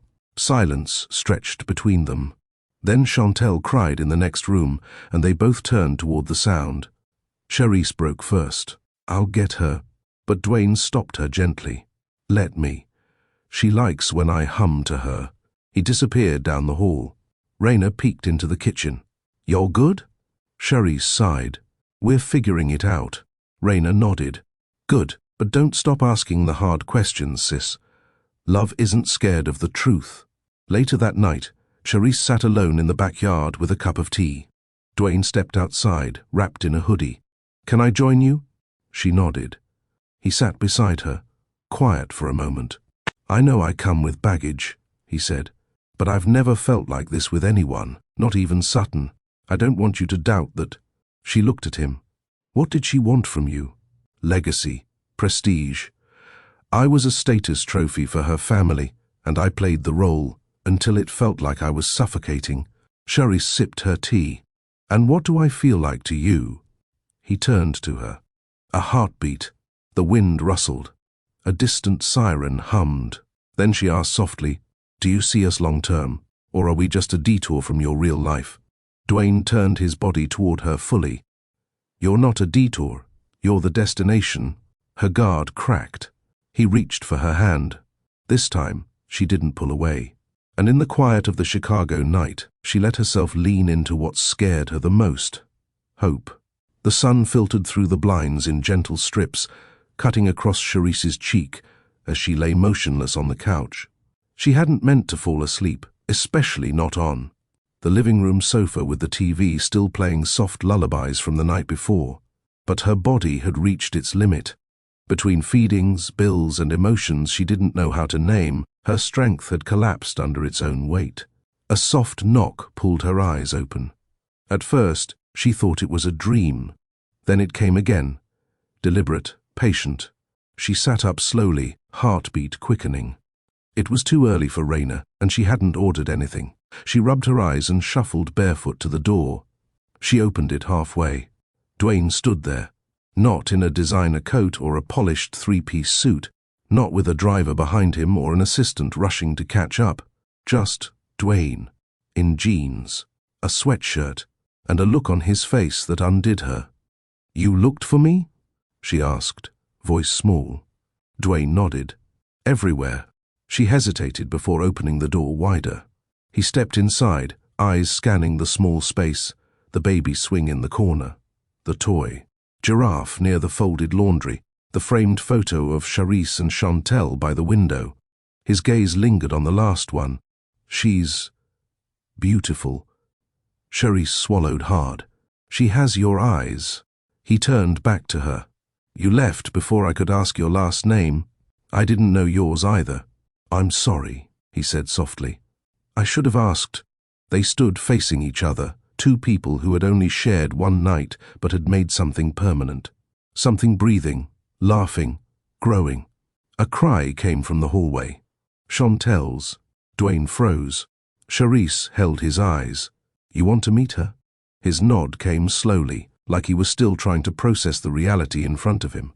She disappeared down the hallway and returned moments later, holding Chantel against her chest. The baby yawned and blinked up sleepily, her curls fluffed and cheeks still rosy from sleep. Dwayne's breath hitched. He dropped to a knee, not for drama or some grand gesture, but because his legs wouldn't let him stay upright. Charisse stepped closer. She's almost 10 months. I named her Chantel. Dwayne reached out, not to touch, but just to be near. His hands trembled. She's perfect, he whispered. Chantel looked at him curiously, then slowly reached out her tiny fingers toward his chin. She touched his stubble, then laughed softly. Dwayne choked on his breath. Charisse's voice cracked. That's her way of saying hello. He looked up. Why didn't you tell me? Her eyes brimmed. Because I didn't know who you were until she was already born. I never even Googled you. I thought that night was just a moment, something to bury. But when she came out with those eyes, I knew. Dwayne stood slowly. And still you didn't come. I was scared. What if you were married? What if you denied her? What if you tried to take her away? His eyes softened.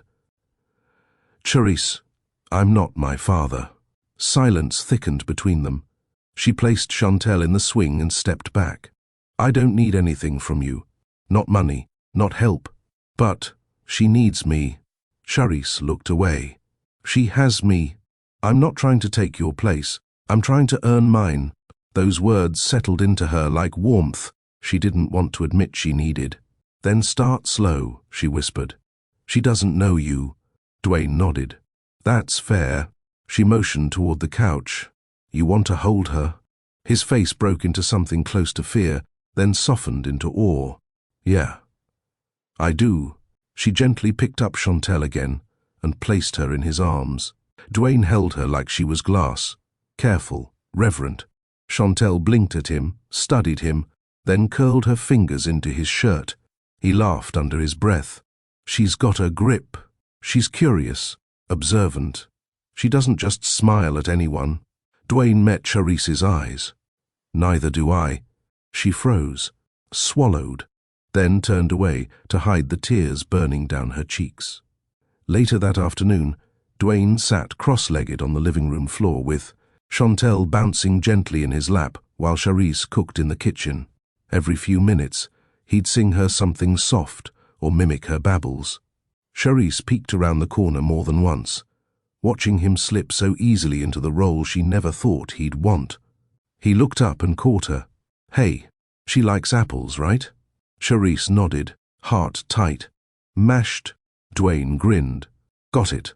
We're making a list of favorites. He smiled. Team Dwayne and Chantel. She laughed, despite herself. Later, when the baby was down for a nap, Charisse walked him to the porch. I don't know what this is, she said honestly. You showing up. Us doing this. I do, he said. It's me showing up for what matters. Even if it's messy. I'm not afraid of messy.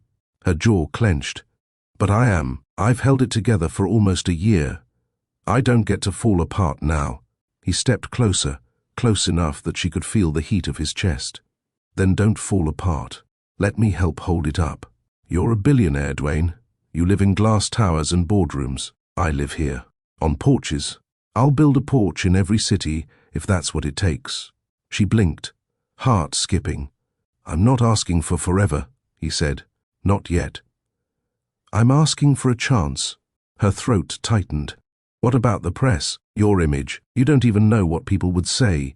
He shook his head. Let them talk. They've talked before. This time, I'll give them something worth talking about. Charisse looked away. Dwayne reached out, his fingers brushing her cheek. Say I can come back tomorrow. She hesitated. You're already here. That night, after he left, she held Chantel close and whispered into her curls. You might just get to know your father after all. The next few days fell into a new rhythm.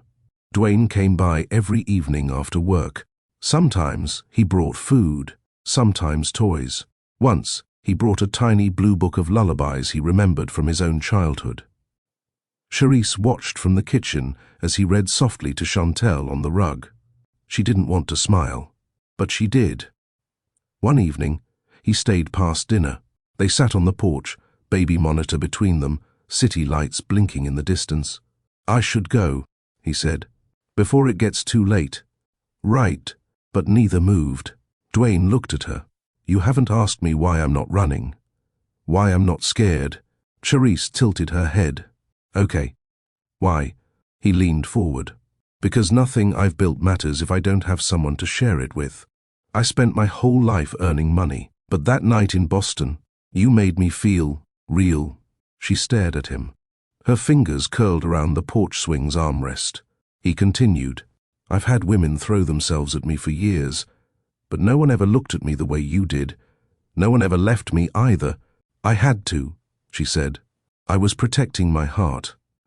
"And now?" Charisse didn't answer. He didn't push. Instead, he leaned back. "One day at a time?" She nodded. And for now, that was enough. Dwayne parked his car outside Charisse's building just after 7 p.m. The old street lamp flickered above, casting uneven light across the sidewalk. He didn't bring flowers, no gifts, no speeches rehearsed on the way over, just himself, raw, humbled, and unsure of what tonight would require from him. He knocked twice, waited, then knocked again. The door opened slower than usual. Charisse stood there in an oversized t-shirt and leggings, her hair wrapped and face unreadable. No smile, no coldness either, just quiet. "Can I come in?" She nodded and stepped aside. Inside, Chantal was chewing on a teething ring, her chubby legs kicking softly as a cartoon played in the background. She squealed when she saw Dwayne, immediately lifting her hands toward him. "Hey, baby girl," he smiled, picking her up with practiced ease. Charisse folded her arms. "She's getting used to you. I want her to, but it can't just be this." He looked up. "What do you mean?" Charisse sat on the arm of the couch, eyes on her daughter. "She's not a convenience. You can't show up when it's easy or charming. She's not a photo op." Dwayne's jaw tightened. "I know that. Do you? You come around and hold her, read her books, make us dinner like you're trying to win an award. That's not fair. It's honest." He paused, then nodded slowly. "Okay. Then what do you need from me?" "I need you to show me you mean it." "By doing what?" "By being consistent. By showing up when she's crying, when she has a fever, when she throws up in your shirt, when I'm tired and angry and scared and need help without asking." Dwayne listened, letting every word hit. "Okay. I don't need a superhero. I need her father. Present, responsible, committed." Dwayne stepped closer. "Then let me be that. Let me earn that. No speeches, no promises, just presence." Charisse exhaled hard and reached for Chantal, who whined a little as Dwayne passed her back. "Then show me," Charisse whispered. "Because I don't have the strength to teach a man how to stay." Dwayne stood there, heart rattling in his chest. Then he took off his watch, pulled out his phone, and set both on the coffee table. "What are you doing?" He looked her in the eye, turning everything off. "I'm here tonight, no distractions. Let's start from here." Charisse blinked, slowly sat beside him. They didn't talk much after that, but when Chantal threw up 20 minutes later, Dwayne cleaned it up. No hesitation, no grimace, just a wipe, a soft kiss to her forehead, and a whispered, "You're okay, sweet girl." Charisse saw it, and maybe, just maybe, a part of her softened. The next morning, he was still there. Charisse found him half asleep on the rug beside Chantal's crib, hoodie bunched under his head, a picture book still in his hand. He hadn't even made it to the couch. She leaned against the doorway, arms folded, quietly impressed, carefully guarded. She walked to the kitchen and started the coffee. Minutes later, Dwayne joined her. "I know this isn't romantic," he said, rubbing his eyes. She handed him a mug. "It's real. That's better." They sat at the small table by the window. Morning sun painted their faces gold. Dwayne broke the silence. "Can I ask something?" Charisse nodded. "Why did you decide to keep her?" Her eyes didn't flinch. "Because I wasn't going to punish her for being made in pain." Dwayne's jaw tightened. "You think that night was pain?" She nodded. "I was lonely, scared, and when you looked at me like I mattered, I let myself believe it. But the next morning, you disappeared, and I realized I was still alone. But she was growing in me, so I gave her everything I didn't have." He swallowed hard. "You gave her life, and I'll give her joy, even if it kills me." Dwayne reached across the table and took her hand, slowly, like asking permission. "You don't have to die to do this alone. I'm here. For how long?" "As long as she'll have me." Charisse blinked fast. Her hand didn't pull away. Not this time. Later that day, Dwayne invited them both to spend the afternoon at a quiet city garden. Nothing grand, just time. They walked the winding paths, Chantel gurgling in her stroller, reaching for birds and butterflies. Dwayne pushed while Charisse walked beside them, their fingers brushing now and then. "Did you tell anyone?" she asked. "Only my assistant. Told her I needed time off for family matters." "And what did she say?" "She said, 'It's about time.'" Charisse laughed, a short, startled sound. "You mean you've never slowed down before?" "Not once." She looked at him. "And now?" He turned, caught her gaze. "I want this to be my pace." They sat on a bench near the fountain. Chantel kicked her legs in the stroller, then threw her pacifier to the ground. Dwayne got up, picked it up, wiped it clean. Charisse tilted her head. "You're good at this." He shrugged. "Learning." "No, I mean, you're not pretending. You really want to be here." He nodded. More than anything, she studied him in silence. "So what now?" He leaned back. "Now, I show up. And if you let me, I build a future with you." Charisse's eyes narrowed. "You want me just like that?" "No," he said gently. "I want to deserve you. That's what I'm working on." Her heart fluttered. She didn't say yes, but she also didn't say no. That night, as they returned to her apartment, Dwayne carried Chantel, now sleeping against his chest. Charisse unlocked the door and held it open for him. He laid Chantel in her crib, adjusted the blanket, and kissed her forehead. Then he turned to Charisse. "I should go." "You could stay," she said, voice low. His breath caught. She walked to the kitchen. "I didn't say in my bed." "I know. But I didn't say on the couch either." He leaned against the doorframe. "Where then?" She turned. "Right here. Where I can see you. Where she can see you. Every day. For real." Dwayne smiled. "I'll bring my toothbrush tomorrow." Charisse laughed. "You better bring diapers too." He nodded. "Consider it done." And for the first time in nearly a year, she felt like maybe, just maybe, she didn't have to carry the whole world alone. Charisse stood in the quiet kitchen, stirring a bottle of warm milk while the soft whimpers of Chantel echoed from the nursery. Dwayne had already beaten her to it. His voice drifted down the hallway, low, soothing, patient. "I know, sweetheart. I know. Mommy's warming it up. We're okay. That we wasn't missed. Not by Charisse."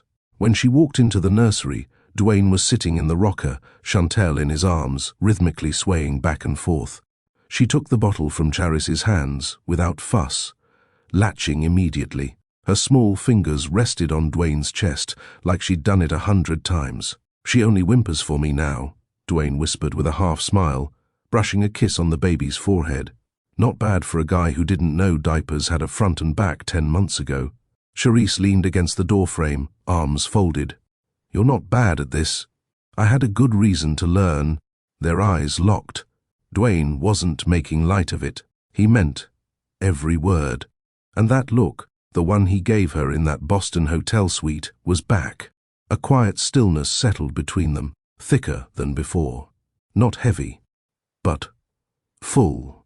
Full of choices they hadn't said out loud. Dwayne placed Chantel in the crib and adjusted the sleep blanket gently. His lips brushed the baby's curls. Then he stood, walked over, and stopped just inches from Charisse. "You never told me what you wanted. From me. From this." She blinked.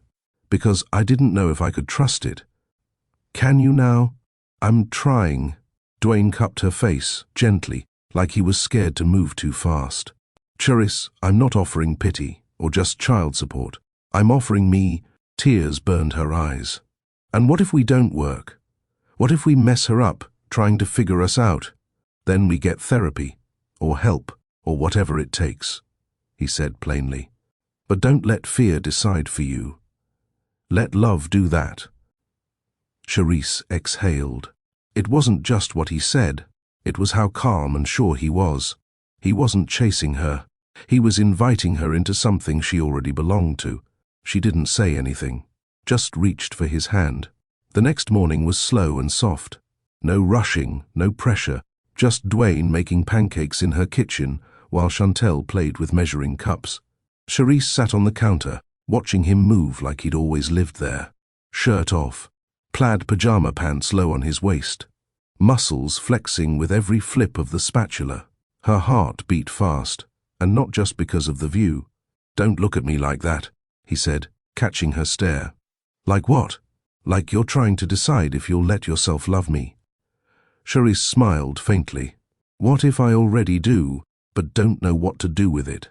Dwayne walked over and pressed himself between her knees. "Then let me help." Their lips met, soft, slow, but with more heat than either expected. She clutched his back.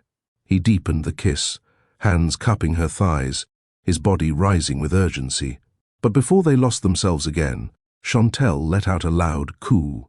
They both froze, then laughed. Dwayne kissed her forehead. Parenthood, the ultimate mood killer. Charisse ran her fingers across his chest. "Maybe, or maybe she's just reminding us. This time we do it as a family." Later that week, Dwayne brought 2 surprises. The first, a legal document, voluntary acknowledgement of paternity. He'd already signed it. "You don't have to sign anything yet," he said, placing the paper on the table. "But I want you to know, no matter what happens with us, I will never be absent in her life." Charisse was quiet. She picked up the pen. "I already knew that." She signed. The second surprise, a necklace box. Charisse blinked. "What is this?" "Open it." Inside sat a delicate gold necklace. A charm dangled from the middle, a tiny baby footprint with Chantel engraved on the sole. Charisse's voice caught. "Dwayne, I wanted something small, nothing loud, just us."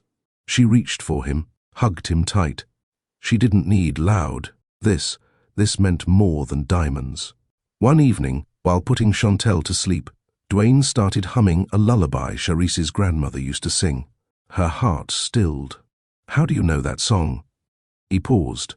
"You sang it in your sleep, in Boston." That night, Charisse felt tears creep up again.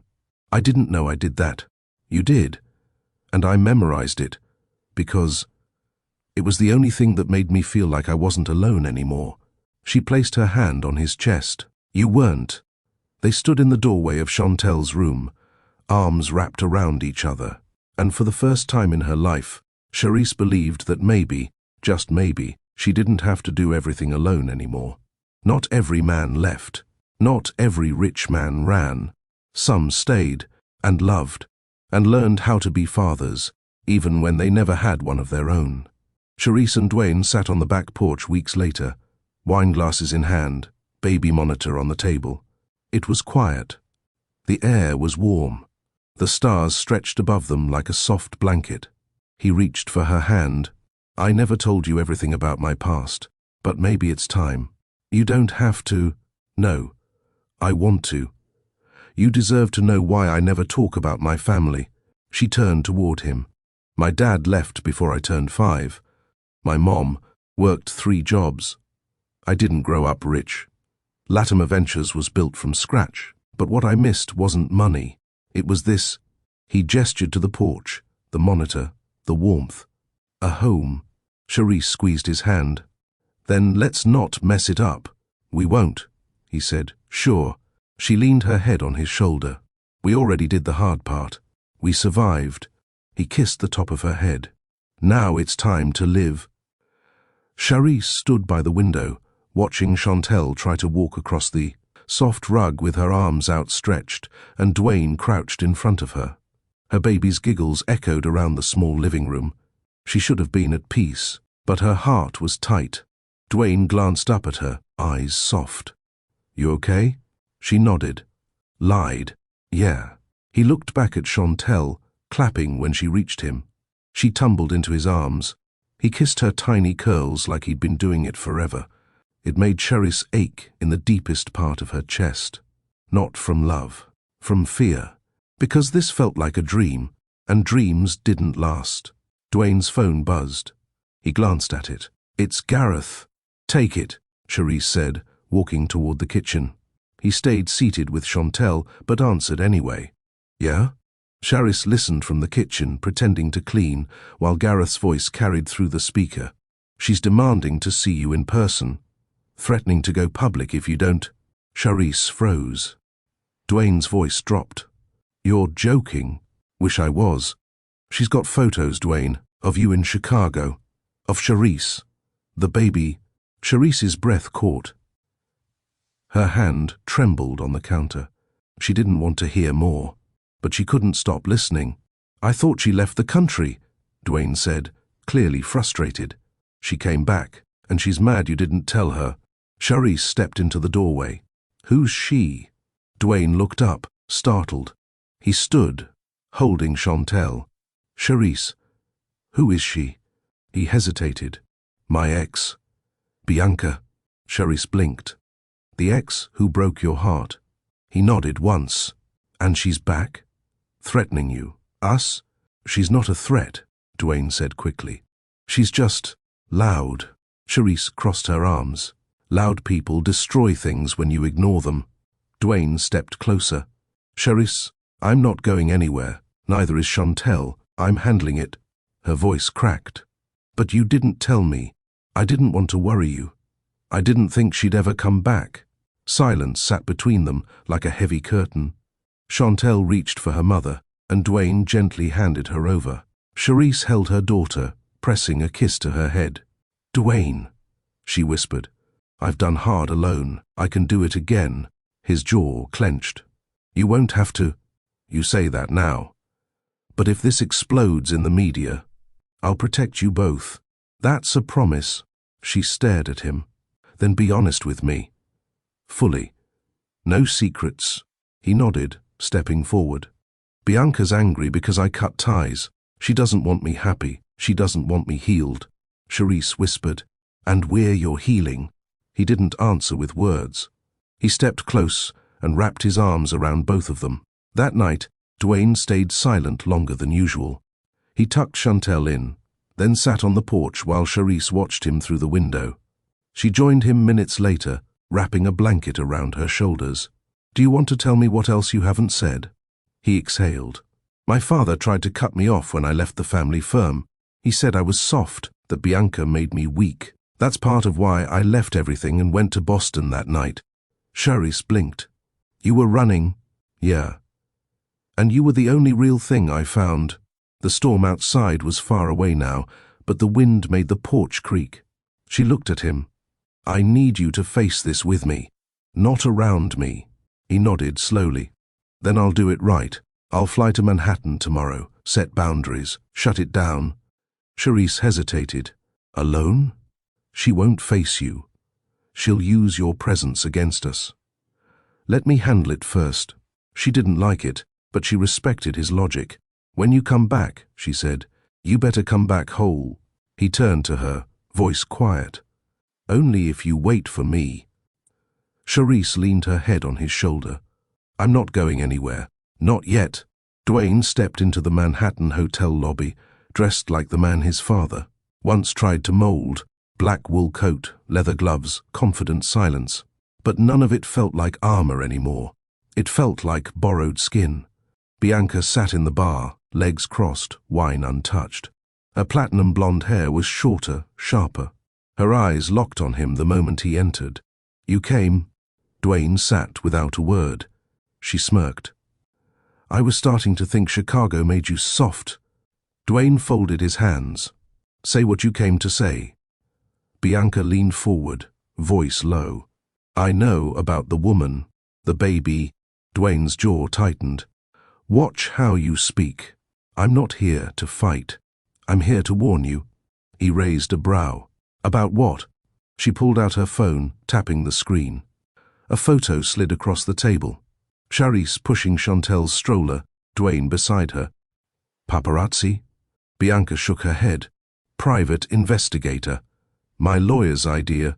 Dwayne leaned in. You stalking me now. I'm protecting what's mine. Bianca. We ended 2 years ago. I owe you nothing. Bianca's voice chilled. You were supposed to marry me. Our names are still tied on 3 trust funds. You think the board doesn't notice when the golden boy goes AWOL and shows up with a baby and a woman from nowhere? Dwayne stood. She's not from nowhere. She's everything that's real. Bianca's voice rose. And I'm what? Fake? He didn't flinch. You're the past. She stood too, slowly. Then I'll make sure the past bites back. Either walk away from them, or I'll make her regret ever meeting you. Dwayne stepped in close. You touch her life, I'll burn every bridge we shared. I'll torch the companies. I'll expose the lawyers. Bianca's smile didn't reach her eyes. So dramatic, but I'll take that as a no. He turned and walked out. She didn't call after him. Back in Chicago, Charisse sat in a therapy circle. It was her second session. A mother beside her wept over a custody battle. Another woman spoke about surviving postpartum. Charisse remained quiet until the counselor gently asked, Would you like to share? She looked down. I'm scared to trust peace. The group listened. I got used to chaos, used to being left, used to begging people to stay, and still watching them walk away. A tear slid down her cheek. But then he stayed. And now I'm terrified, because it feels like a dream that someone will wake me from. A pause. I'm scared he'll choose his world again, the one where I don't fit. The counselor nodded. And what happens if he doesn't? Charisse whispered. Then maybe I have to learn how to believe in good again. Dwayne returned that night. His coat was soaked from the rain. His voice was low. She tried to threaten me, said she'd go public. Charisse sat on the couch, arms wrapped around her knees. And she has nothing, just old money and pride. I shut her down. Charisse stared at him. For how long? Dwayne dropped his coat, kneeling before her. For good, I made it clear. I'm choosing you. Tears filled her eyes. That easy? No, it was hard. But I didn't flinch. She exhaled shakily. He reached for her hand. You still waiting for me? She nodded once. Barely. Dwayne pulled her gently into his arms. Then I'll keep proving I'm worth it.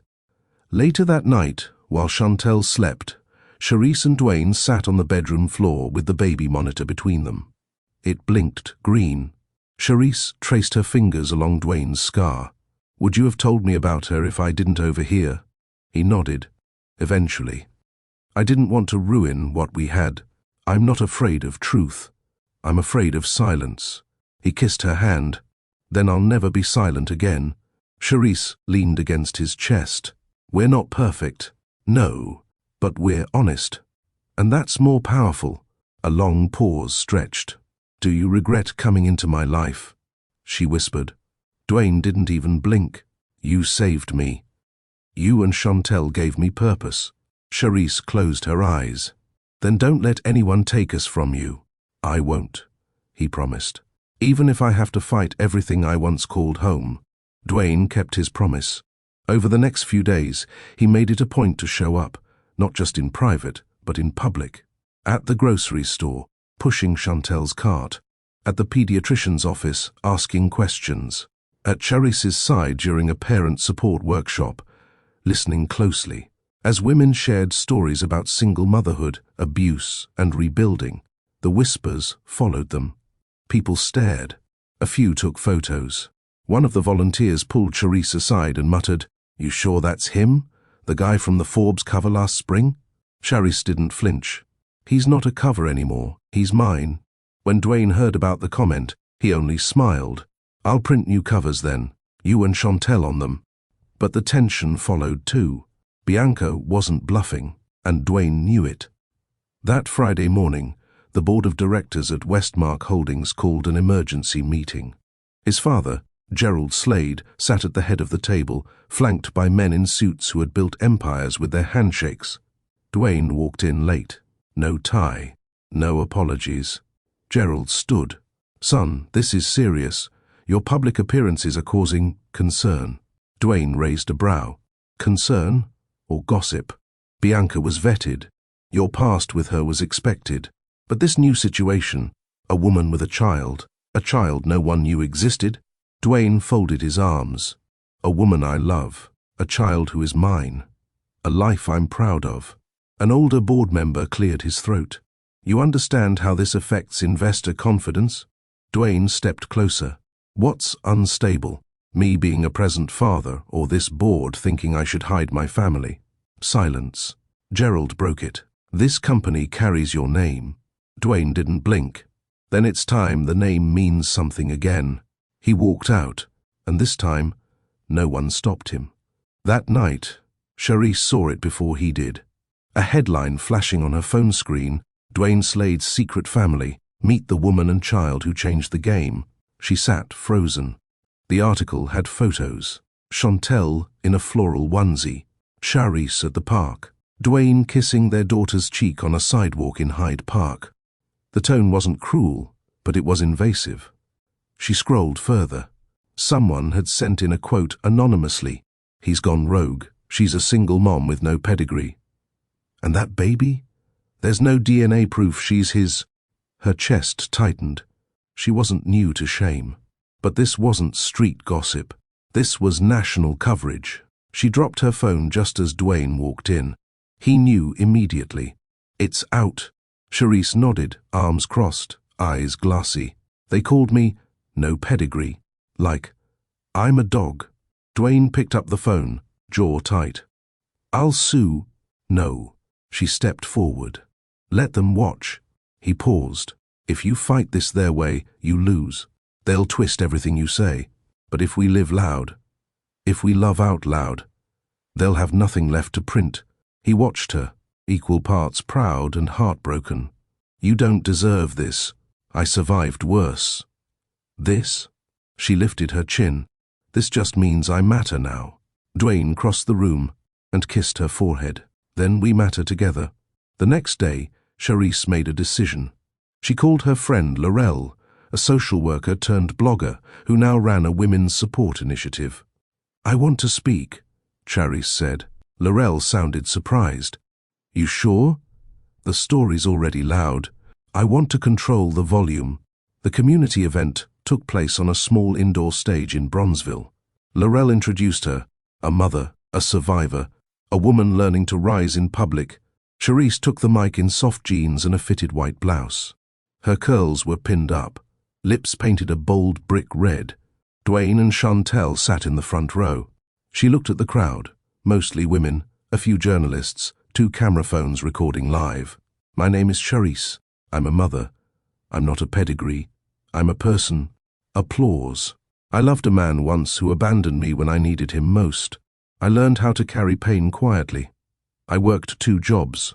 I gave birth alone. I smiled for my daughter so she wouldn't inherit my sadness." Silence gripped the room. Then one day he returned, not the one who left, but the one who was supposed to stay, and I didn't trust it, because I didn't trust myself. She looked down, breath shaking. But healing isn't about forgetting. It's about allowing yourself to be loved in places you thought were broken forever. She looked up. "And today, I am loved. I am whole. And no headline can change that." Tears fell. Applause rose. Dwayne stood, clapping the loudest, holding their daughter in his arms. The next morning, a video clip of Charisse's speech went viral, not because of the scandal, but because of her strength. Comments poured in. "Who is this woman? She speaks like she's talking straight to your soul. Her pain is mine. Her story is mine. And I don't care who he is. She deserves every good thing." Even Bianca's threat felt weak now. She had tried to weaponize shame, but Charisse had turned it into fire. Dwayne sat beside her on the couch that night, baby asleep, screens still glowing. "I've been in boardrooms with billionaires," he said softly, "but I've never seen power like what you did today." Charisse chuckled. "You're just saying that because I wore lipstick." "No, I'm saying that because you changed the narrative. You showed up as yourself, and they listened." She turned to him. "Will they fire you?" He shrugged. "Let them try." Charisse rested her head on his shoulder. "I'm not going back into hiding. Not for anyone." Dwayne kissed the top of her head. "You won't have to." She looked up. "What if this gets messier? Then we clean it together, brick by brick." A pause. "Marry me," he said. Charisse blinked. "What?" Dwayne turned fully to her. "Not for headlines. Not because of Chantel. Because you're the only home I've ever believed in." She stared at him, heart pounding. "I don't have a ring yet," he said, "but I have this life, and it's yours." Charisse wiped a tear. "Ask me again when we've survived the storm." Dwayne smiled. "I will. Every day until the sky clears." She nodded. "Then, start tomorrow." He pulled her close. Tomorrow.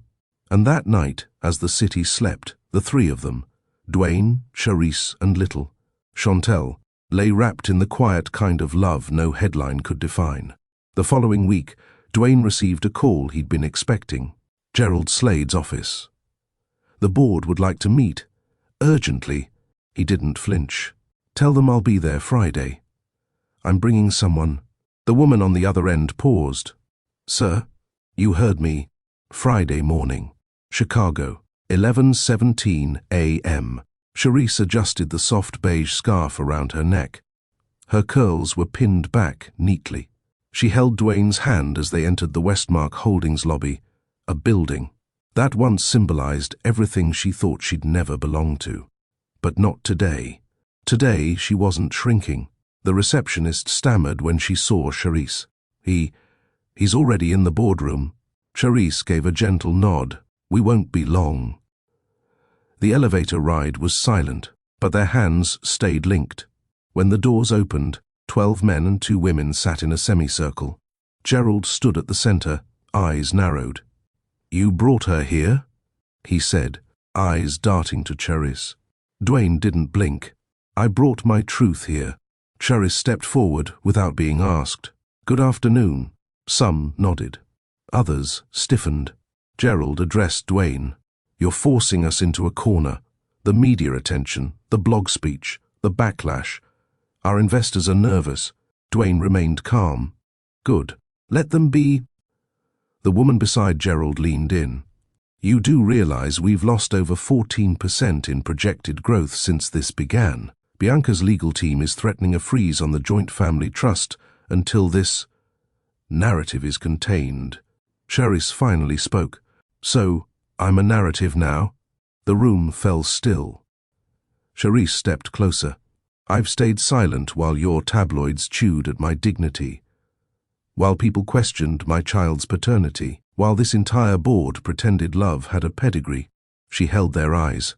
"I'm not ashamed, and I won't let anyone reduce me to a side scandal in a man's biography." Gerald's jaw clenched. "This is business, not personal." Charisse's voice was steady. "But your business affects people, families, women like me." She turned to Dwayne. "Let them know." Dwayne stepped forward. "Charisse is not a liability. She's my partner. And that little girl you all think is a burden? She's my anchor. She's the reason I don't drink myself stupid in penthouses anymore." The woman on the board shifted. "And what exactly do you want, Mr. Slade?" Dwayne placed a folder on the table. "My resignation from the trust, effective immediately. Remove my name from any joint inheritance tied to Bianca. I'll forfeit claims to the Slade legacy if it means protecting what I'm building now." Gasps echoed around the room. Gerald stood. "You'd throw away millions?" Dwayne looked at Charisse. "I'm building new wealth, one that includes peace." He held out his hand to her. Charisse took it. then turned to the board. Don't worry about writing me out of his history. We're writing our own. They walked out together. This time, no one stopped them. Later that afternoon, Gerald Slade called his son's private line. Dwayne answered with a flat yes. There was a pause. I taught you how to build power, Gerald said. But I never taught you how to keep it. Dwayne's voice stayed even. That's because you never built it with love. Gerald exhaled. She's strong. Dwayne nodded to himself. Stronger than you'll ever understand. Click. 2 days later, Bianca's publicist released a statement. Ms. Renault is choosing peace. We wish Mr. Slade well in his future domestic endeavors. No apology, no retraction, but a surrender masked as dignity. Dwayne didn't care. Charisse read the post and shrugged. That's not peace. That's pride wearing a white flag. Dwayne smiled. Let her wave it from a distance. That Sunday, Charisse and Dwayne visited a small bookstore in Hyde Park. They walked in quietly, baby in a wrap across Charisse's chest. The owner, an older black woman named Miss Paulette, looked up and smiled. Well, I'll be, she whispered. You're the girl from the speech. Charisse blushed. I am. And this your man? Charisse nodded. Miss Paulette waved them closer. Come on back. I keep the good poetry behind the counter. They followed her. She handed Charisse a worn copy of Gwendolyn Brooks' collected works. Charisse opened a page at random, read silently, then aloud. We are each other's harvest. We are each other's business. We are each other's magnitude and bond. Dwayne touched her waist gently. You believe that now? Charisse smiled at him. I'm starting to. That night, on the rooftop of their apartment, Dwayne lit a small fire pit.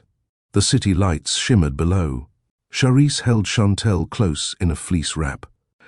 She watched Dwayne pull something from his coat pocket, a ring box. Charisse froze. Dwayne, he didn't kneel. He stood firm. Looked her in the eye. I'm not asking to save face. I'm not asking because we have a child. I'm asking because I want to grow old next to someone who doesn't flinch when the world attacks. He opened the box. A modest ring. A white gold band with a single ruby. Because you're the fire I needed. Charisse stepped forward, lips trembling. I don't need a big wedding, she whispered. Dwayne smiled. I know. I don't need a headline. You already own them. She looked down at the ring, then up at him. Just promise me one thing, anything, that when the noise starts again, you won't stand in front of me. You'll stand beside me. He kissed her hand. Always. She nodded once. Then yes. That night, as Chantel slept in her crib, Dwayne and Charisse lay in bed with the windows cracked open. The autumn air crept in, cool and soft. She lay on her side, his hand resting on her bare stomach. I used to believe I was too damaged for softness, she whispered. Dwayne kissed her shoulder. You're made of steel and stars. She turned, tracing his jawline. Make love to me like it's the first time, she whispered. He didn't rush. They moved slowly, tenderly, a rhythm that didn't need proving. His hands explored with intention, hers clung without fear. No words, just breath and closeness. After, she cried into his chest, not from pain, from release, from finally knowing she was seen, chosen, protected, without conditions. Dwayne held her tightly, and somewhere between midnight and morning, they both knew they didn't need permission to build a legacy. They only needed each other. The following Saturday, Charisse stood in front of her full-length mirror, brushing soft lavender gloss over her lips. The apartment was filled with the scent of vanilla and faint echoes of Anita Baker playing low from a speaker in the corner. Behind her, Dwayne was dressing Chantel. The baby giggled as he fumbled with the tiny buttons on her pastel blue dress. You know she's going to pull that headband off within 5 minutes, Charisse warned, still watching him through the mirror. Dwayne grinned, gently brushing the baby's curls. Then let her. She's a rebel. Charisse turned. And who does she get that from? Definitely you, he teased. They shared a glance, quiet, knowing. Today wasn't a wedding. Not yet. But it was the start of one. They'd invited only a few people. Miss Paulette from the bookstore, the counsellor from Cherise's group, 2 women from the shelter who had once shared cold nights with her, and Lamar, Dwayne's college friend who once dragged him from a club blackout and into rehab. It wasn't a big guest list, but it was real. In the park near the lake, they gathered under an autumn maple tree. No decorations, just folding chairs and wind-carved silence. Cherise wore a soft cream sweater dress, her curls free this time. Dwayne wore a grey wool coat, no tie. Miss Paulette led the circle. She began with a poem. Short, honest. Then she looked at Dwayne. "Your vow." He took a breath. "I've had money, power, rooms full of people clapping for me, even when I was destroying myself. But none of that ever looked me in the eye the way you do. You don't flinch at my scars. You don't ask me to perform. You just stay. That's why I'm here. Because I want to spend every day learning how to be more like the man you see." Cherise blinked back tears. Miss Paulette turned to her. "Your turn, baby." Cherise held his hands. "I've been abandoned more times than I care to count. I've been silenced, doubted, ignored. But when I met you, I realized something. Love isn't loud. It's steady. It's present. It's showing up even when everything inside you says run. I'm not perfect, but I won't run. Not from you. Not from us." They didn't kiss. They hugged. The kind of hug that says, "I see you, and I'm not going anywhere." Chantel squealed and clapped, and that was enough. Later that night, after their guests had left and the baby had drifted into sleep, Cherise and Dwayne sat on the balcony wrapped in one blanket. The city shimmered beneath them. Dwayne leaned back. "You ever think about what we almost lost?" Cherise nodded. "Every day. I'm glad we didn't let fear win." She rested her head on his shoulder. "Me too." Silence stretched between them, but it wasn't empty. Then Cherise whispered, "I want one more." Dwayne looked at her. "A baby?" She smiled. "A wedding. With a dress, a dance. Your mom there, if she wants to come." He nodded slowly. "Then we'll plan it. When you're ready." She kissed his jaw. "Maybe spring." He grinned. "You sure you want the headlines back?" "Only if I get to write them." He laughed, soft and deep. "Deal." 3 months later, they stood on a rooftop in downtown Chicago. This time, the room was filled. Family, friends, even Gerald stood in the back, expression unreadable. Cherise wore a satin gown, off-white, simple, stunning. Dwayne wore a suit tailored in silence, no flashy logos. Miss Paulette officiated again, but this time they kissed, and when they danced, Chantel waddled across the floor, clapping. The cameras didn't matter, only the history they were building, one chapter at a time. Cherise woke to the smell of coffee and the low hum of jazz floating in from the kitchen. The satin gown she wore the night before now lay folded across the armchair. Her fingers brushed the new band on her finger as she stretched under the covers. For a long moment, she stared at the ceiling, letting the silence settle. No tension, no pretending, no storm waiting on the edge of peace. She turned her head. Dwayne wasn't beside her, but she could hear him, humming, off-key in the kitchen. She smiled. Slipping out of bed, she pulled on a robe and padded down the hallway. The sunlight poured in through the open blinds, casting soft gold across the floorboards. When she stepped into the kitchen, Dwayne was standing barefoot, holding Chantel in one arm while flipping pancakes with the other. He didn't notice her at first. He was too busy making her daughter giggle. Cherise leaned against the doorway, arms folded. "So, this is what forever looks like." Dwayne turned, grinning. "Good morning, Mrs. Slade." She rolled her eyes. "We're not using that name." He held up a hand, mock surrender. "Fine, Mrs. Still Cherise." She walked over and kissed his cheek. "That works." Chantel reached out for her, babbling in a language only babies understood. Cherise lifted her and kissed her forehead. "Did Daddy give you sugar already?" Dwayne shook his head. "Nope. But she's been high off joy since last night." They sat at the kitchen table, plates of pancakes steaming, coffee hot. No fancy china, no staff, just them. I was afraid the peace would fade once the crowd left, Charisse said softly, slicing her pancake. Dwayne looked at her. It hasn't. She nodded. I know. But I had to say it out loud. He reached across the table, squeezed her hand. We're not performing anymore. This is real. She met his eyes. What happens now? We live, he said. We build. We keep showing up. Charisse nodded. I want that. Chantel squealed from her high chair, slapping the tray with tiny syrup-covered fingers. Dwayne chuckled. Guess she wants it too.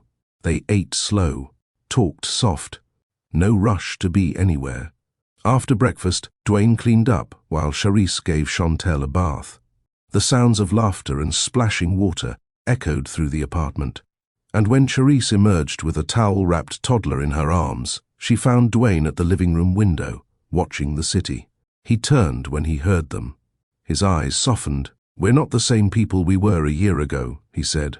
Charisse walked over and placed Chantel in his arms. No, we're better. She rested her head on his chest, her daughter tucked between them. And in that quiet moment, no audience, no noise, no drama, just warmth and sunlight and soft breathing. They all understood something. They weren't chasing peace anymore. They had made it. That afternoon, the doorbell rang. Charisse froze mid-laugh, her hand still on Dwayne's arm as they joked on the couch, with Chantel crawling between them. No one was supposed to visit. They hadn't told anyone they were home yet. Dwayne stood. I got it. He walked to the door, glanced through the peephole, then paused. He opened it slowly. Standing there, her coat still on, was Patricia Slade, Dwayne's mother. Charisse rose immediately, instinctively lifting Chantel into her arms. Hello, Dwayne, Patricia said. Her voice was calm, but her posture stiff, like a woman trying not to break porcelain. Dwayne didn't move aside. You weren't invited. I know, she said, eyes darting past him, landing on Charisse. And the baby. But I need 5 minutes. Charisse stood still. Her grip on Chantel tightened, but her face stayed calm. Dwayne hesitated, then opened the door wider. Patricia stepped inside slowly, scanning the apartment as if it were a museum exhibit. She stopped when she saw the wedding photo on the console. A real smile flickered, but it didn't last. You look happy, she said to Charisse, tone unreadable. I am, Charisse replied. And you? Patricia gave a tight smile. Trying. Dwayne folded his arms. Why are you here? I heard about the wedding from Gerald. Saw the photos online. I didn't come to object. I came to apologize. Charisse blinked. Patricia turned toward her. I judged you before I knew you. I let my pride speak louder than my heart. And in doing that, I missed the moment my son chose healing. Dwayne's eyes flickered, but he said nothing. Charisse tilted her head. Why now? Because I've watched men in my family ruin everything good by refusing to bend, Patricia said, and I won't let myself be counted among them. Charisse stepped forward slowly, Chantel resting her head on her shoulder. This is Chantel, your granddaughter. Patricia's breath caught. Charisse extended the baby slightly. Would you like to hold her? Patricia hesitated. May I? Charisse nodded. She passed her daughter into the arms of the woman who once wished she'd vanish. Patricia's hands trembled, but she steadied them. Hello, beautiful girl. Chantel stared up at her, curious, then reached up to touch her face. Something cracked inside Patricia then, a silent fracture. She looked up, tears on the edge. Thank you. Charisse simply said, let's take small steps. Patricia nodded. That's all I came for. Dwayne cleared his throat. You're welcome to stay. For dinner. If you want. Patricia blinked. Are you sure? Charisse looked at Dwayne, then back to Patricia. Stay. Learn us. If you're willing. And for the first time, Patricia sat down. Not as a stranger to defend herself, but as a woman willing to start again. She held her granddaughter while stories flowed, barriers softened, and old wounds found new bandages. For the first time, Charisse didn't feel like she had to protect herself. Not from Dwayne, and not from his mother. Later that week, Charisse stood alone in front of the bookstore. The same small bell still jingled when she opened the door, the same scent of old paper and peppermint tea hanging in the air. Miss Paulette looked up from the counter. "Now that's a married glow if I've ever seen one." Charisse laughed. "You always know." Miss Paulette stepped out and hugged her tightly. "You kept your word. You stayed open." "I wanted to come here first," Charisse said. "Before we flew out." "Paris," Paulette teased. Charisse shook her head. "Nah, Michigan. We're taking Chantel to see the lakes." Miss Paulette smiled warmly. "Even better." They sat at the reading nook, the same place where Charisse once cried quietly, wondering how to fix her life. Now she sat tall, her back straight, her fingers twirling her ring. "I came to say thank you," Charisse said, "for believing I wasn't broken beyond repair." Miss Paulette reached across the table and touched her hand. "You were never broken, baby. You were buried." Charisse blinked. "Buried under shame, doubt, survival," Paulette continued. "But you were always whole. All you did was dig." Charisse exhaled slowly, her heart full. "I want to sponsor a book club," she said, "for girls like me, women in the shelters. Not just romance, but stories about standing back up. Stories that reflect them." Miss Paulette beamed. "And what would we call this book club?" Charisse smiled.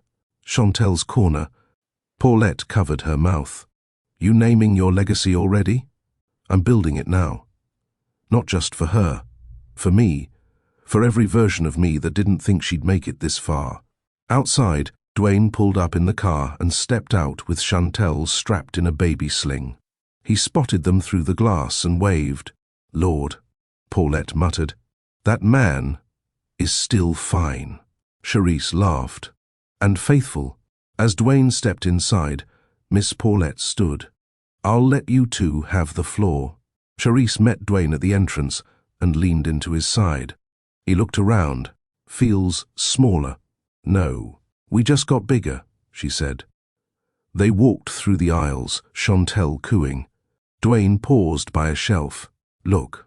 He picked up a copy of a poetry book Charisse had once quoted to him on A Bad Night, the one about stillness, survival, and second chances. He opened the cover. Inside was a handwritten note from Miss Paulette. To the girl who thought her story was over.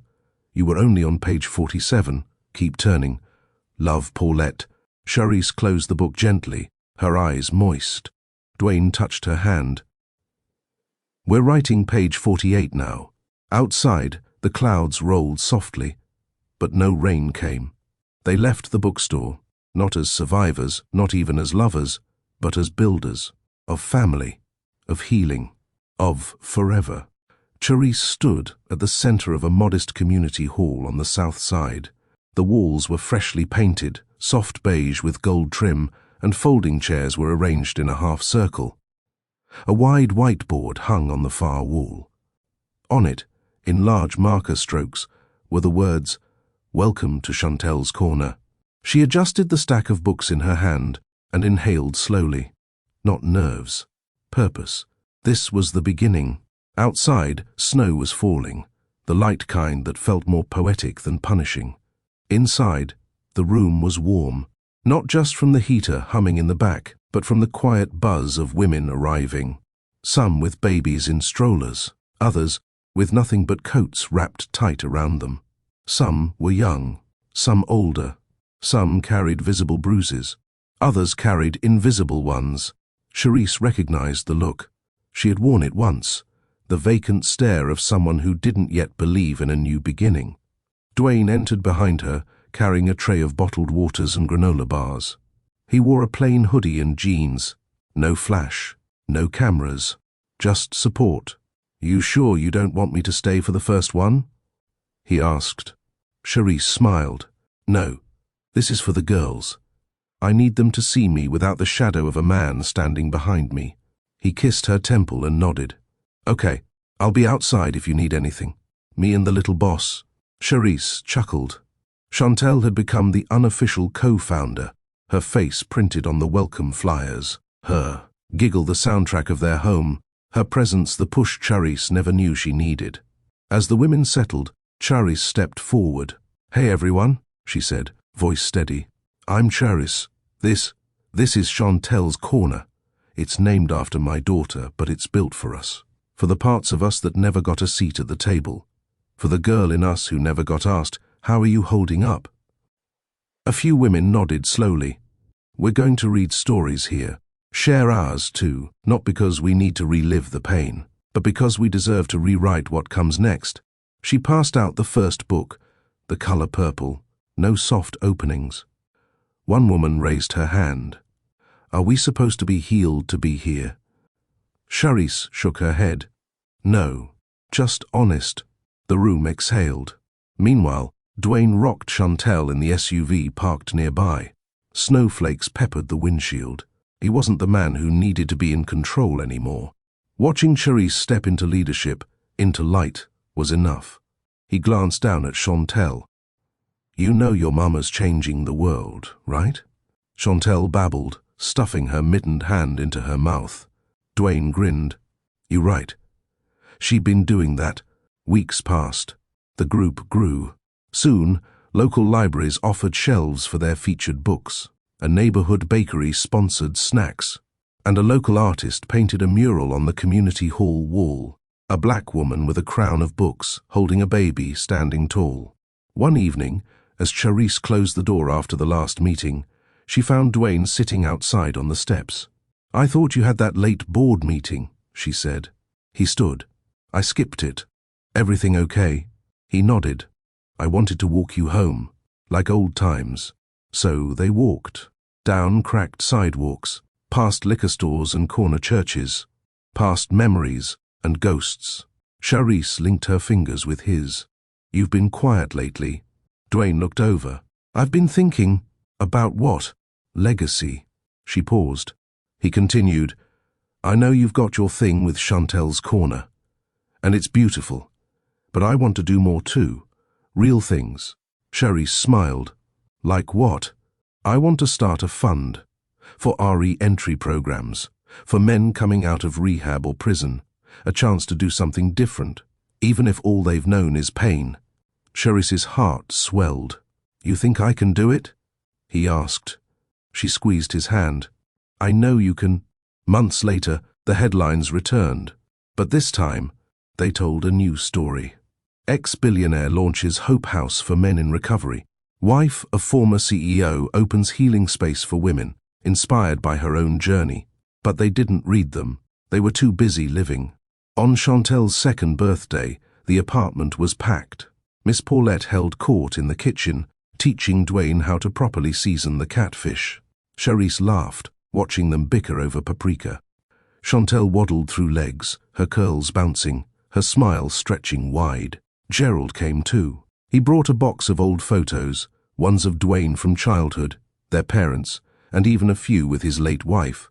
"Thought maybe you'd want Chantel to see these someday," he said, eyes wet. Dwayne hugged him tightly, no words. Just history mended. Later that night, when everyone had gone, Charisse lit a single candle and placed it in the middle of a cupcake. "Make a wish," she told Chantel. The baby clapped. Dwayne leaned in. "What do you think she wished for?" Charisse kissed his cheek. More moments like this. They stood in the kitchen, arms wrapped around each other, as their daughter laughed and smeared frosting across her face. The legacy wasn't in money. It wasn't in articles or awards. It was here, in a home filled with laughter, softness, healing, in names reclaimed, in circles rebuilt, in a little girl who would grow up knowing her parents didn't just survive, they chose to live, fully, loudly, together. The spring air in Chicago was soft that morning, almost hesitant. Charisse stepped out onto the balcony, wrapped in Dwayne's hoodie, a mug of ginger tea in her hand. Below, the city buzzed awake, but up here, it was still quiet. Inside, Chantel was sprawled across their bed like she owned it, stuffed giraffe under one arm, drool glistening on her cheek. Dwayne was in the kitchen, humming to himself as he whipped pancake batter. Cherise smiled. It wasn't fancy. It wasn't Instagram-worthy. But this was what staying looked like. Staying meant picking up toys at midnight because your toddler refused to sleep without her favorite spoon. Staying meant holding each other accountable without using each other's pasts as weapons. Staying meant no longer asking, "Are you going to leave?" but instead saying, "I want to grow with you." They had survived the breaking. Now they were building. Later that day, Cherise stood before a packed audience at the Chicago Public Library. The room smelled like coffee, paper, and purpose. She adjusted the mic, cleared her throat, and looked out at the crowd. Some were old classmates who remembered her as the quiet girl who never spoke up. Others were strangers who knew her only through headlines. But most were women who had sat in Chantel's corner, who had cried and told the truth when it hurt. Dwayne and Chantel sat in the front row. Her baby girl clapped when she saw her mama on stage. Cherise began. 5 years ago, I was on the floor of a shelter bathroom, wondering how to start over. I had nothing, no plan, just a prayer. Today, I'm not here because everything is perfect. I'm here because I stopped waiting to be whole before loving myself. A murmur rippled through the room. Healing isn't about erasing what happened to you. It's about believing you still deserve love and a future, even with the cracks. Especially with the cracks. She looked down at Dwayne. He nodded. Staying isn't easy, she added. But I chose a partner who doesn't flinch when I'm not at my best, who holds space, who walks beside me, not in front or behind. This isn't a fairy tale. It's a real-life rebuild. They stood and clapped. Cherise didn't cry. She stood tall. That evening, after dinner, Dwayne pulled a dusty box from the hallway closet. "What's that?" she asked. "Photos," he said. "From my mom's storage unit." They sat on the floor, Chantel between them, flipping through old prints. Pictures of Dwayne as a boy, his father grinning, his mother stern but proud. Cherise paused on one image. Dwayne, maybe 10, standing outside a run-down apartment building, holding a basketball, no smile. "That look," she said. "I remember that day. Cops came for my cousin. I was scared but couldn't show it." Cherise touched his face. "You don't have to hold all that alone anymore." Dwayne nodded. "Neither do you." In July, they held a block party, not for a fundraiser, not for publicity, just because. Miss Paulette manned the grill. Gerald played oldies from a speaker in his car. Children dashed through sprinklers. Elderly women braided hair in lawn chairs. Chantel ran to Cherise holding a popsicle that had already melted halfway down her arm. "Mama, it cold." Cherise laughed and pulled her close. Then she turned to Dwayne, who was helping a teenager fix a busted bike chain. He looked up, winked. The music kept playing, the neighbors kept dancing, and the sky turned orange with the promise of another good night. Months later, Cherise opened a second location of Chantel's corner. Dwayne's re-entry fund partnered with 3 local shelters. They weren't rich.